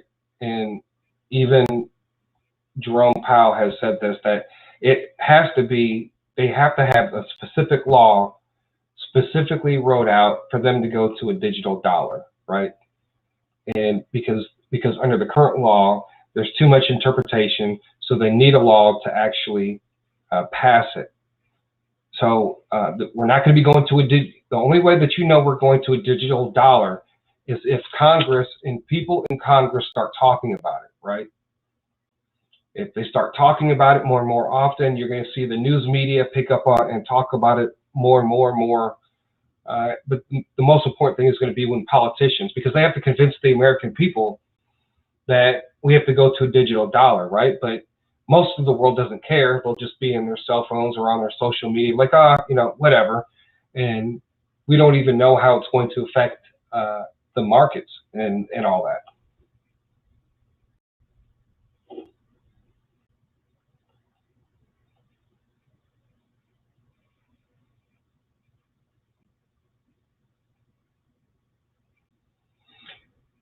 Yeah, one of the things that I was really disappointed in in the previous administration, there was a lot of things that were going to happen, and a lot of these things didn't happen.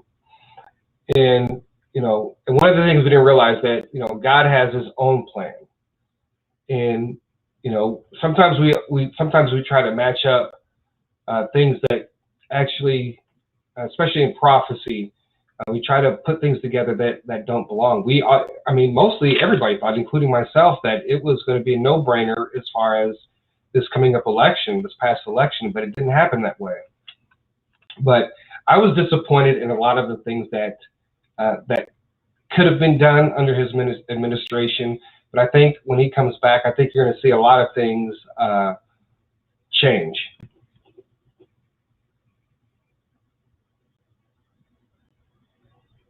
Yeah. And I think one of the biggest, one of the biggest obstacles as far as going to some type of where you get rid of all cash and whether you go all digital is that now there's trillions and trillions of dollars would have to be spent in infrastructure around the world, more than you could ever imagine, to actually supply everybody and have the same access as everybody to the financial system. I know Elon Musk is working on internet where you can put internet anywhere. And of course, that's a step, but all this stuff is costing trillions and trillions of dollars. And there's still a lot of communities or countries or cities within countries that they don't have access to a lot of that stuff. And it's going to take each of those countries to be able to really put the investment into that. And here we are, 2020, the internet's been out for, over 30 years or 25 years or whatever. And there's still so many places that don't have internet. And it's really crappy. And even your home internet is not always the greatest. Your cell phone service is not always the greatest, the internet. So the system, in my opinion, is definitely not ready for like an all digital currency, because in an instant everything could change. Never have access to any of your money, and they could shut you off anytime. If everything was to go digital, and for some reason, all the power went out, for months and months and months, you have no cash, you have nothing really to barter with except for what you already currently have. But if you have access to cash and you see these things happening, everybody should have cash on them anyway. But cash kind of brings faith to the system because you can physically, it's tangible. You can hold it in your hand. And regardless of how much cash is actually being used in our economy, people still feel safe enough to where they have access to that.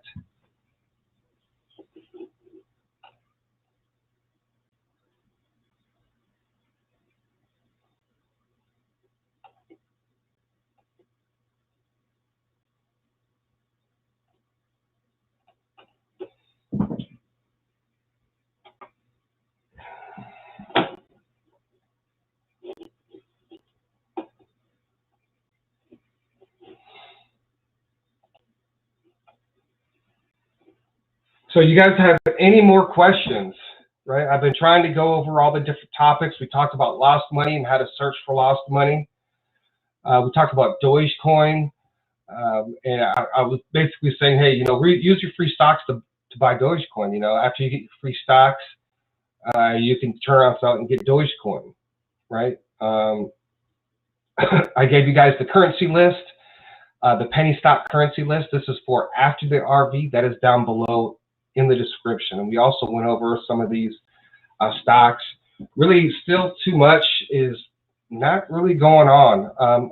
My portfolio, it's really right now, it's kind of at a standstill. I'm down, but it's really at a standstill. And we need really things to really to pop here this month. I'm looking for a good month. And if you have, and I believe that April and May are going to be very good months, at least in some of the stocks that we are invested in. Zion Oil and Gas, we're going to be waiting at least until June, right? Because that's when the project is going to be completed. We will see the stock go up, right? I think as we get closer to that 5 months, I don't think it may stay around this 60, 70 cent mark all the way up until they finally make that announcement. I think a lot of people do see Zion Oil and Gas as a high risk because of their first well, right? And now they're on the OTC markets. The OTC markets are can be very volatile, and so without a surety, right? Because they can talk about how close they are to finishing or getting to their destination, right? But until they actually have physical oil, and that's, a lot of people question, well, if the gas market goes up, how come Zion oil doesn't go up, right? It's because Zion oil and gas doesn't have any, they have no revenues, right? They have no active wells.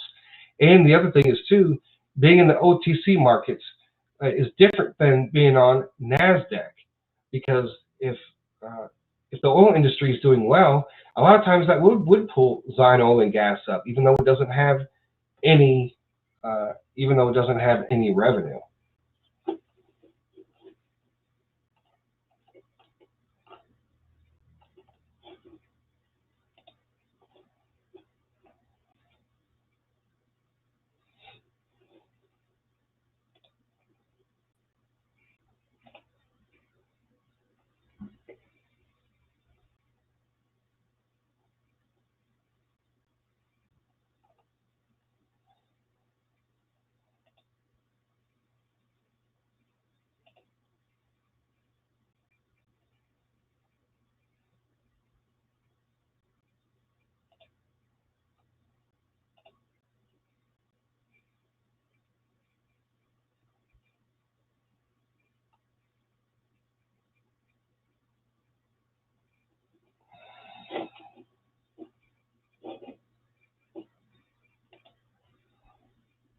All right, so folks, do you guys have any other questions? I think I may come back later on tonight, but on a totally different subject. There really isn't that much going on in Dinar land, at least that I can see. But I think this weekend, tomorrow, there is no trading, right? So if you're looking for the stock market to be open tomorrow, there is no trading going on. The stock markets are closed tomorrow. So I'm going to be getting off here in a little bit and see what I might decide to pick up a couple stocks just because of where some of those prices are at before the 3 o'clock bell.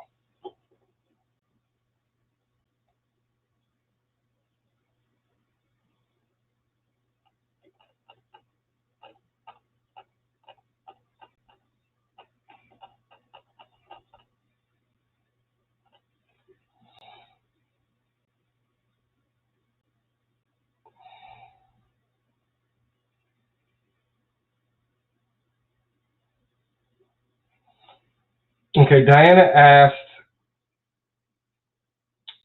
so what would happen when the RV happens and the citizens are still holding millions of dinars?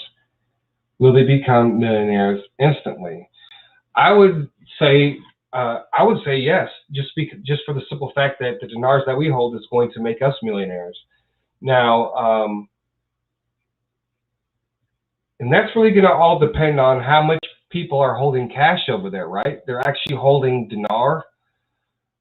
Remember, and of course, and also too in the black market trading, you got to remember they're trading all different types of currencies, right? And the dollar, right? I think a lot of people would rather hold the dollar than they would hold their own currency, the dinar, right? You got to hold a whole bunch of cash, right? Just to purchase something. So it's going to cause a lot of people to be wealthy all around the world. I just couldn't see just people who are holding dinar outside of Iraq becoming wealthy. But it's all going to depend on the citizens themselves and whether they're not holding a dinar. And if you do live in Iraq, most definitely I would be holding all the dinar that I could and putting it up if I lived in Iraq.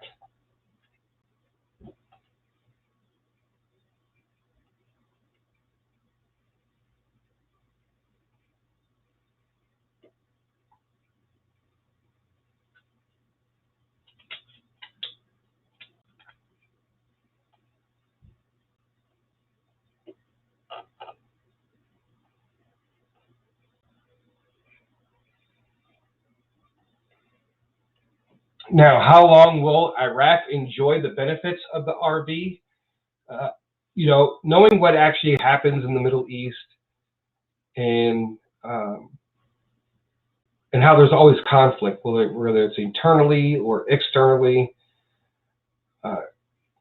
because of a lot of religious ideology, it's going to be very difficult for Iraq to really maintain that. If you look at their parliament and the way that they have to, and how their government is organized, it's very disorganized, right? It's really, really disorganized. And if something needs to be done right away, I mean, look at all the different factions and all the different politicians that have to take sides and all that. It's just crazy how their system works. And it was a system that was set up a long time ago. And I think it was a system designed to keep it failing.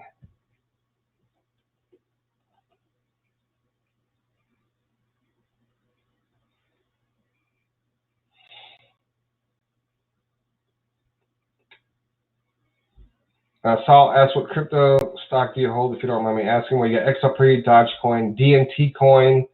I have a few others. I haven't logged into my Coinbase account for a little bit now. I've been focusing on other things as far as looking at some of those cryptocurrencies I am invested in. I know I check some of the prices of them on a daily basis, but as far as like, there's many others that I'm invested into as well.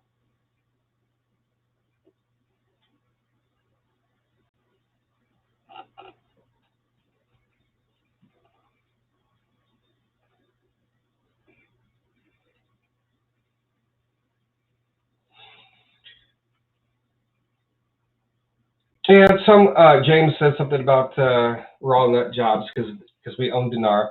But you know, it's kind of funny because there have been many different articles dealing with that, you know, and part of the issue has been and always has been is people in the Dinar community itself, right?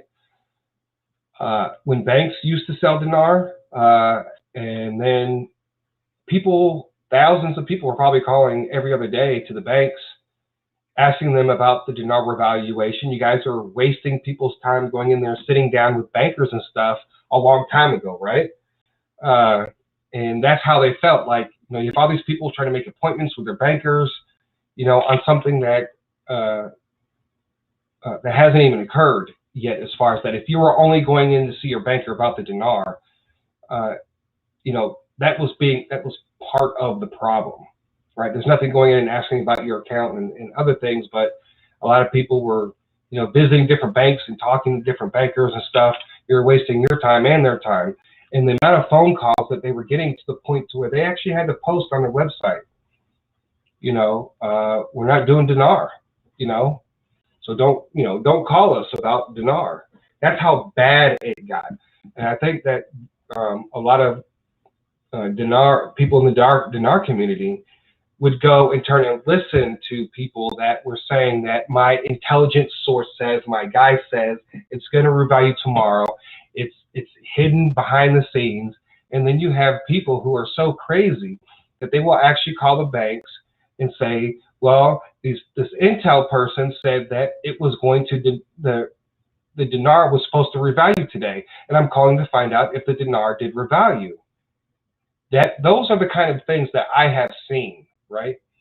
And that's absolutely crazy. So the Dinar community actually hurt itself a lot during, between that, at least from the time that I saw, between 2011 and maybe 2010 all the way, you know, to 2015. You couldn't even, when I first bought Dinar, you couldn't get from a bank anymore, but you used to be able to. But because of so many people were calling the banks every day and bothering those guys on the phone about a Dinar revaluation. Yeah, I don't buy Dinar on eBay, but if there was no Dinar left that I could buy, right? Let's say Exchange of America was out, and let's say if you know, Safe Dinar and all the other places were out of Dinar, then I would probably buy from from eBay. It's just because you can't really authenticate it. Of course, you can't do it buying it through a service as well, but the currency exchange would be held a lot more accountable.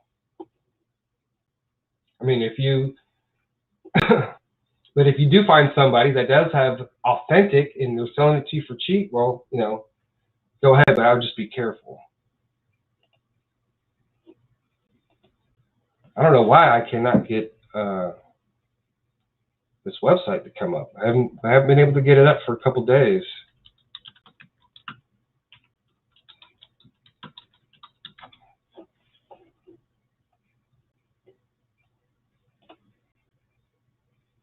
Maybe I was spelling it wrong.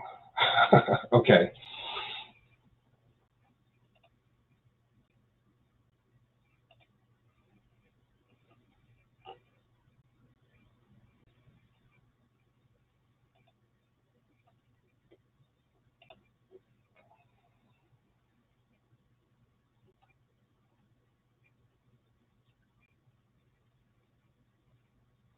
Okay, so this is very interesting, right? So let me go ahead and pull up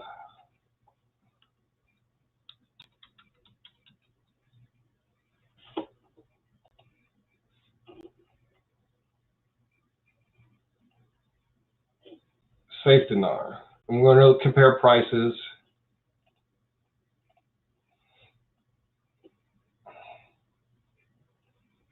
All right, so we have Safe Dinar, right? You can purchase 50,000 notes and $25,000 notes, right? Everything else is back ordered.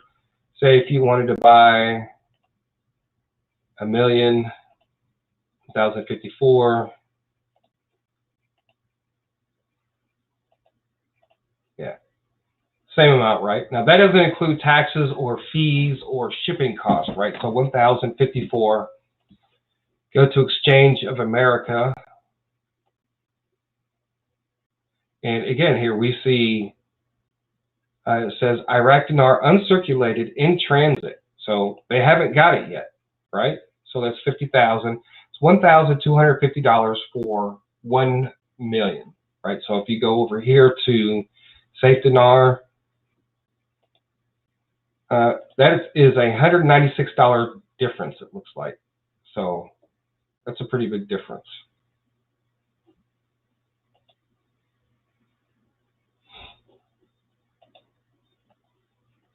25,000 circulated, 1,175 to buy the 25K note that's already circulated.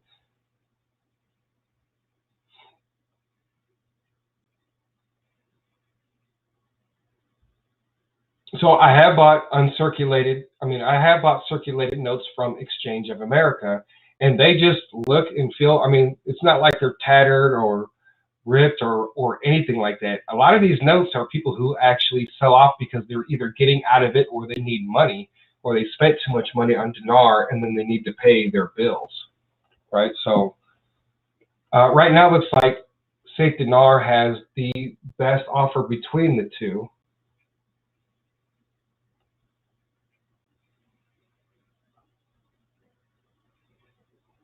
Yeah, I think at the time of the RV, we don't really, I think there's going to be basically instructions because they don't really want a whole bunch of people just, running into the banks, right? And there's going to be chaos and all that other stuff. So that's why we need to stay away from the 800 numbers and stay away from anybody who calls us about the dinar after the dinar revaluation.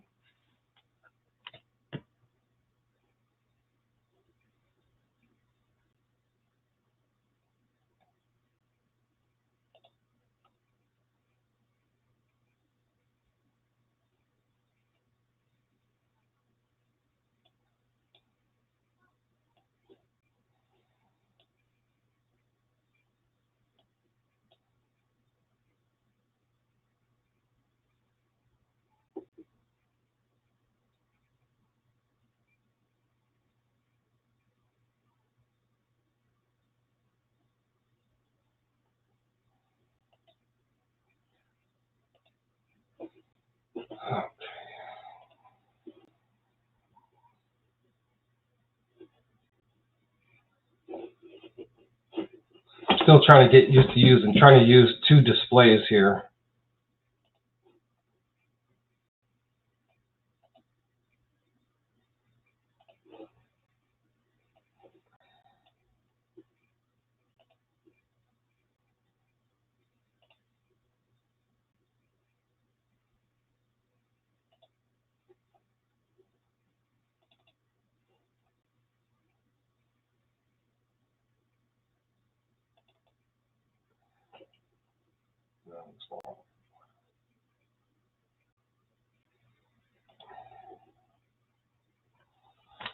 Wrong picture.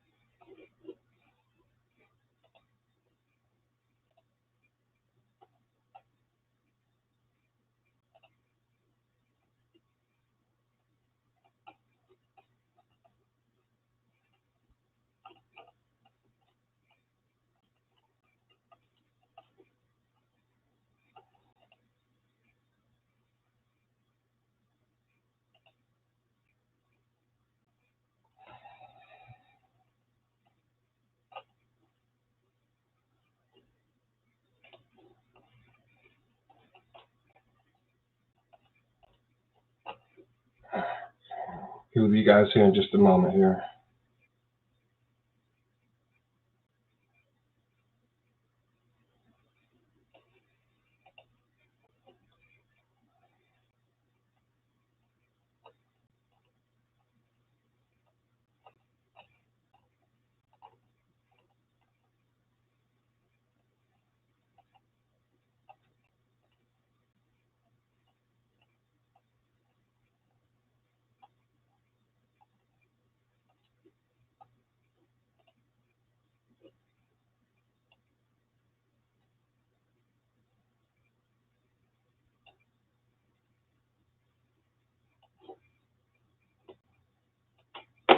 All right, so one of the things I do want to do is I do want to recognize for you guys who do support on the Patreon. Right now, we currently have we have 194 Patreons at $384 a month.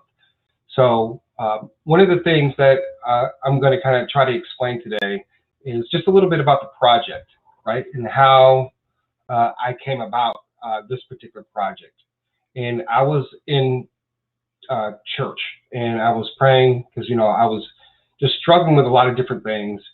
And I asked God, I said, you know, God, I need something that I need a business or something I can develop and make grow, turn it into a business, and so that I could, you know, get out of debt. And almost instantaneously, right, this whole Grigori project, it would seem like it just downloaded in me. And so that happened, I believe, towards the end of 2006.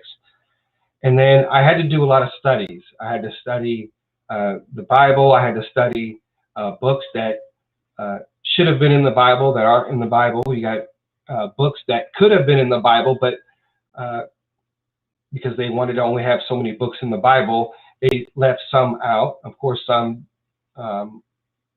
didn't deserve to be in the Bible because they were a lot of things didn't match up.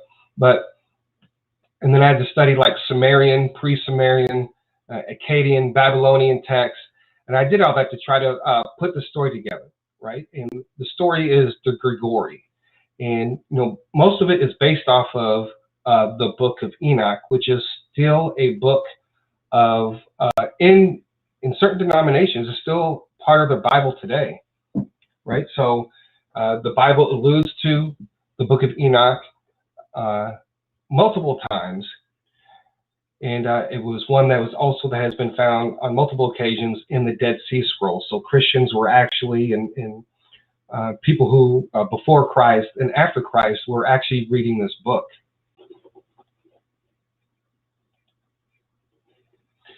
So your support does go towards the project, and this project deals with Genesis 6 and the giants, right? In Genesis 6, it says in 6:4 there were Nephilim in the earth in those days, right?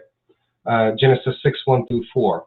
So one of the main stories that we are working on right now is Grigori legends, right? This deals with the legends of Native American Psi T Ka, right?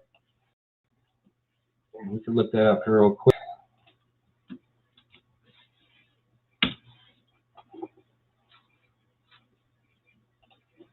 And this is just one story out of many stories that we're putting together for the project.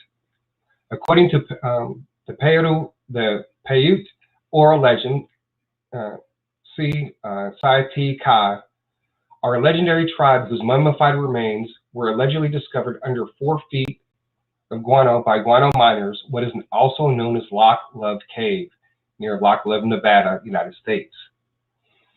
All right, so let me go down here. It says here, according to the Psi T Ka, were a redhead band of cannibalistic giants. The Psi T Ka and the Paiutes were at war, and after a long struggle, a coalition of tribes trapped the remaining Psi T Ka in Loch Love Cave.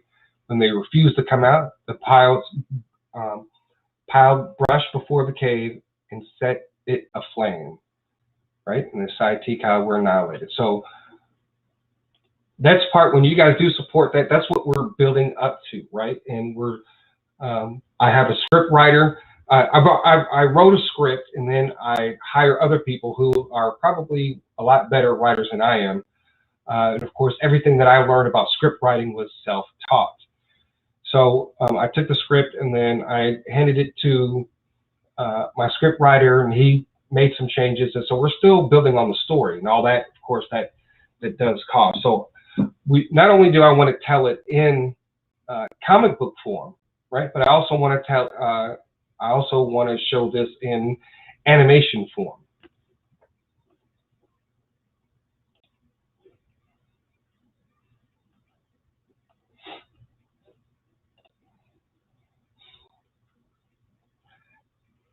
And if you guys do check out the Facebook page, you'll see some of the artwork on there. Also, my Deviant art page. So, and that one is called Grigori Legends. Now, Grigori, the overall story, it starts off with in Genesis 6, but there's your prequel, and then there's your, the future part to the Nephilim.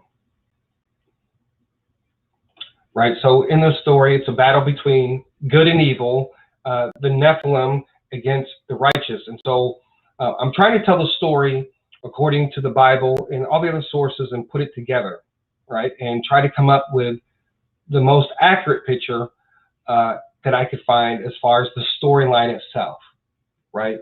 And of course, in anime, things are kind of exaggerated, like you'll see costumes and outfits and swords and stuff like that they may not have had, but it's just part of when you develop an anime and you're trying to tell a story. Of course, you have to attract the attention of people who are in that industry.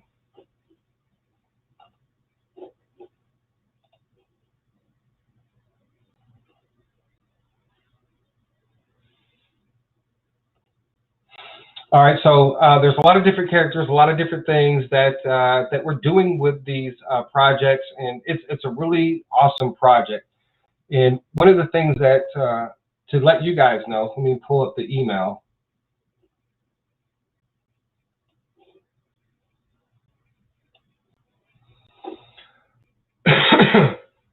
Now,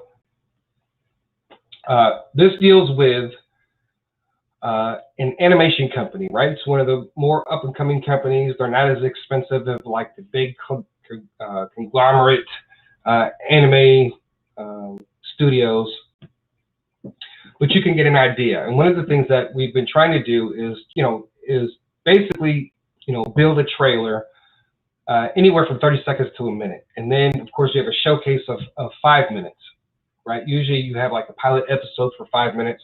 And just to kind of show you how expensive it is. And this is probably like the best deal that I could find, actually coming from a company, right? And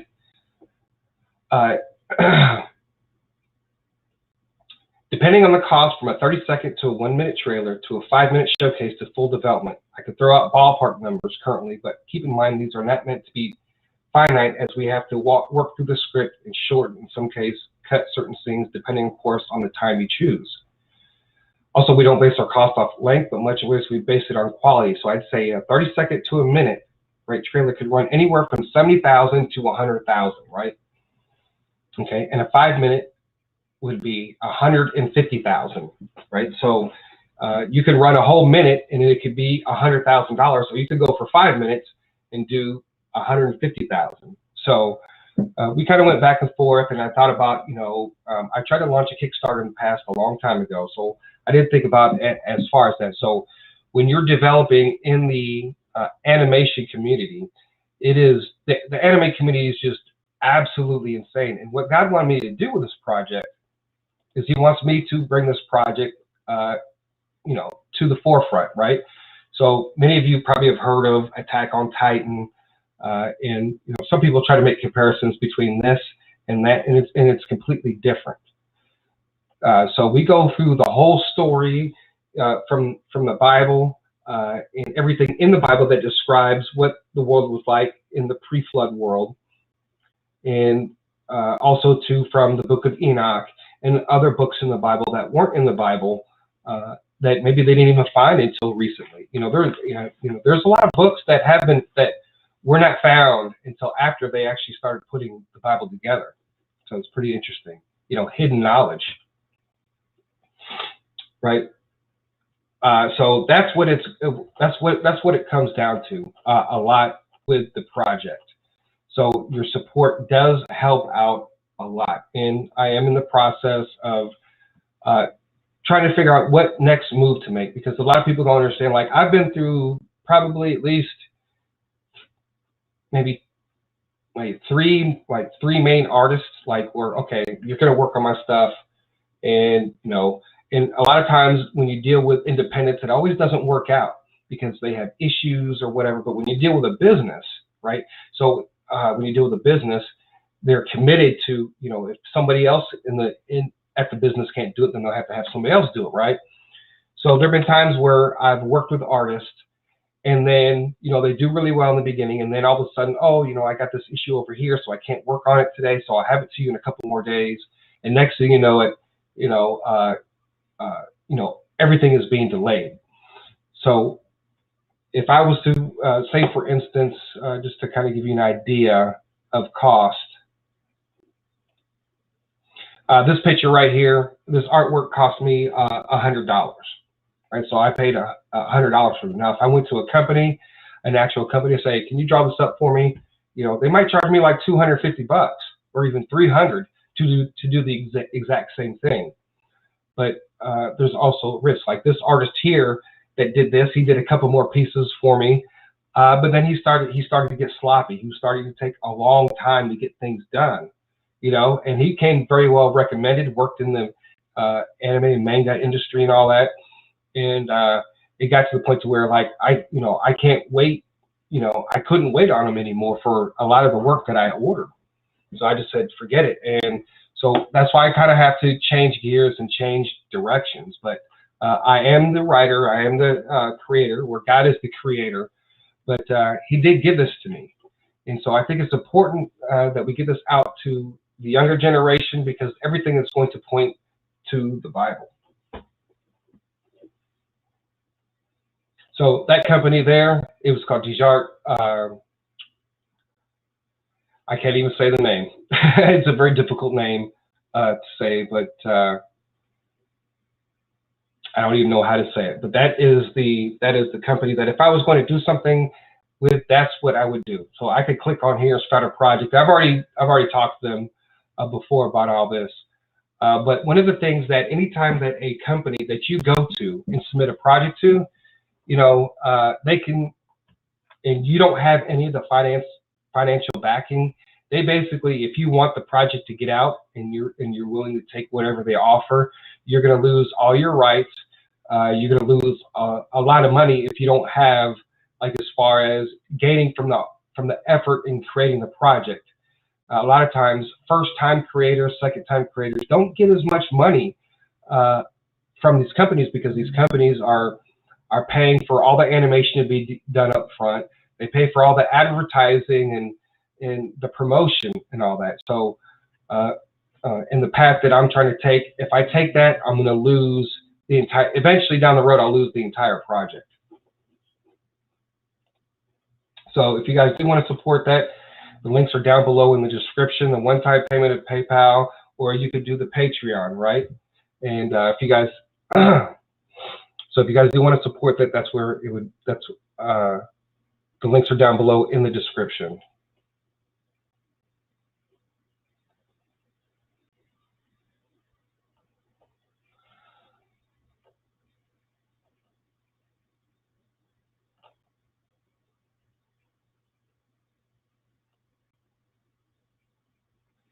Yeah, I don't talk about certain letter of the alphabet anymore because, like, I almost lost all my social media, I almost lost my YouTube channel, almost lost the Patreon, and I am not going to even discuss it.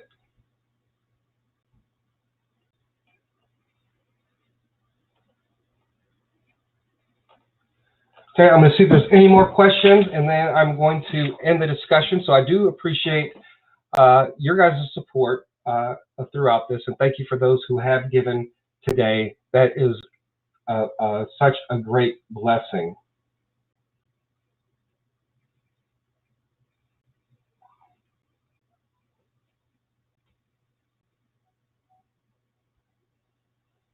Yeah, once again, I think when the exchange happens, we're just going to go to the banks. I don't think there's going to be a very big process to do that.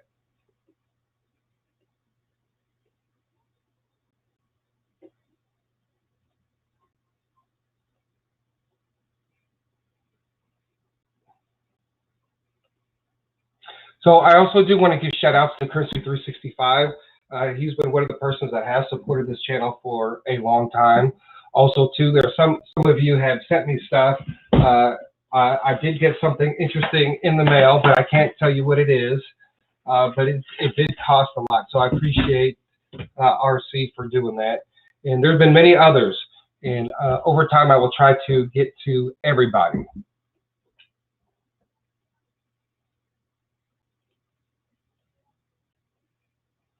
All right, folks. So like I said, if you guys want to support the project, the links are down below in the description. I will come back later. I don't know. I'm still trying to get used to this whole going live thing and trying to go from subject to subject without breaks or pauses. And so as I do this more, hopefully I'll get better and better at that.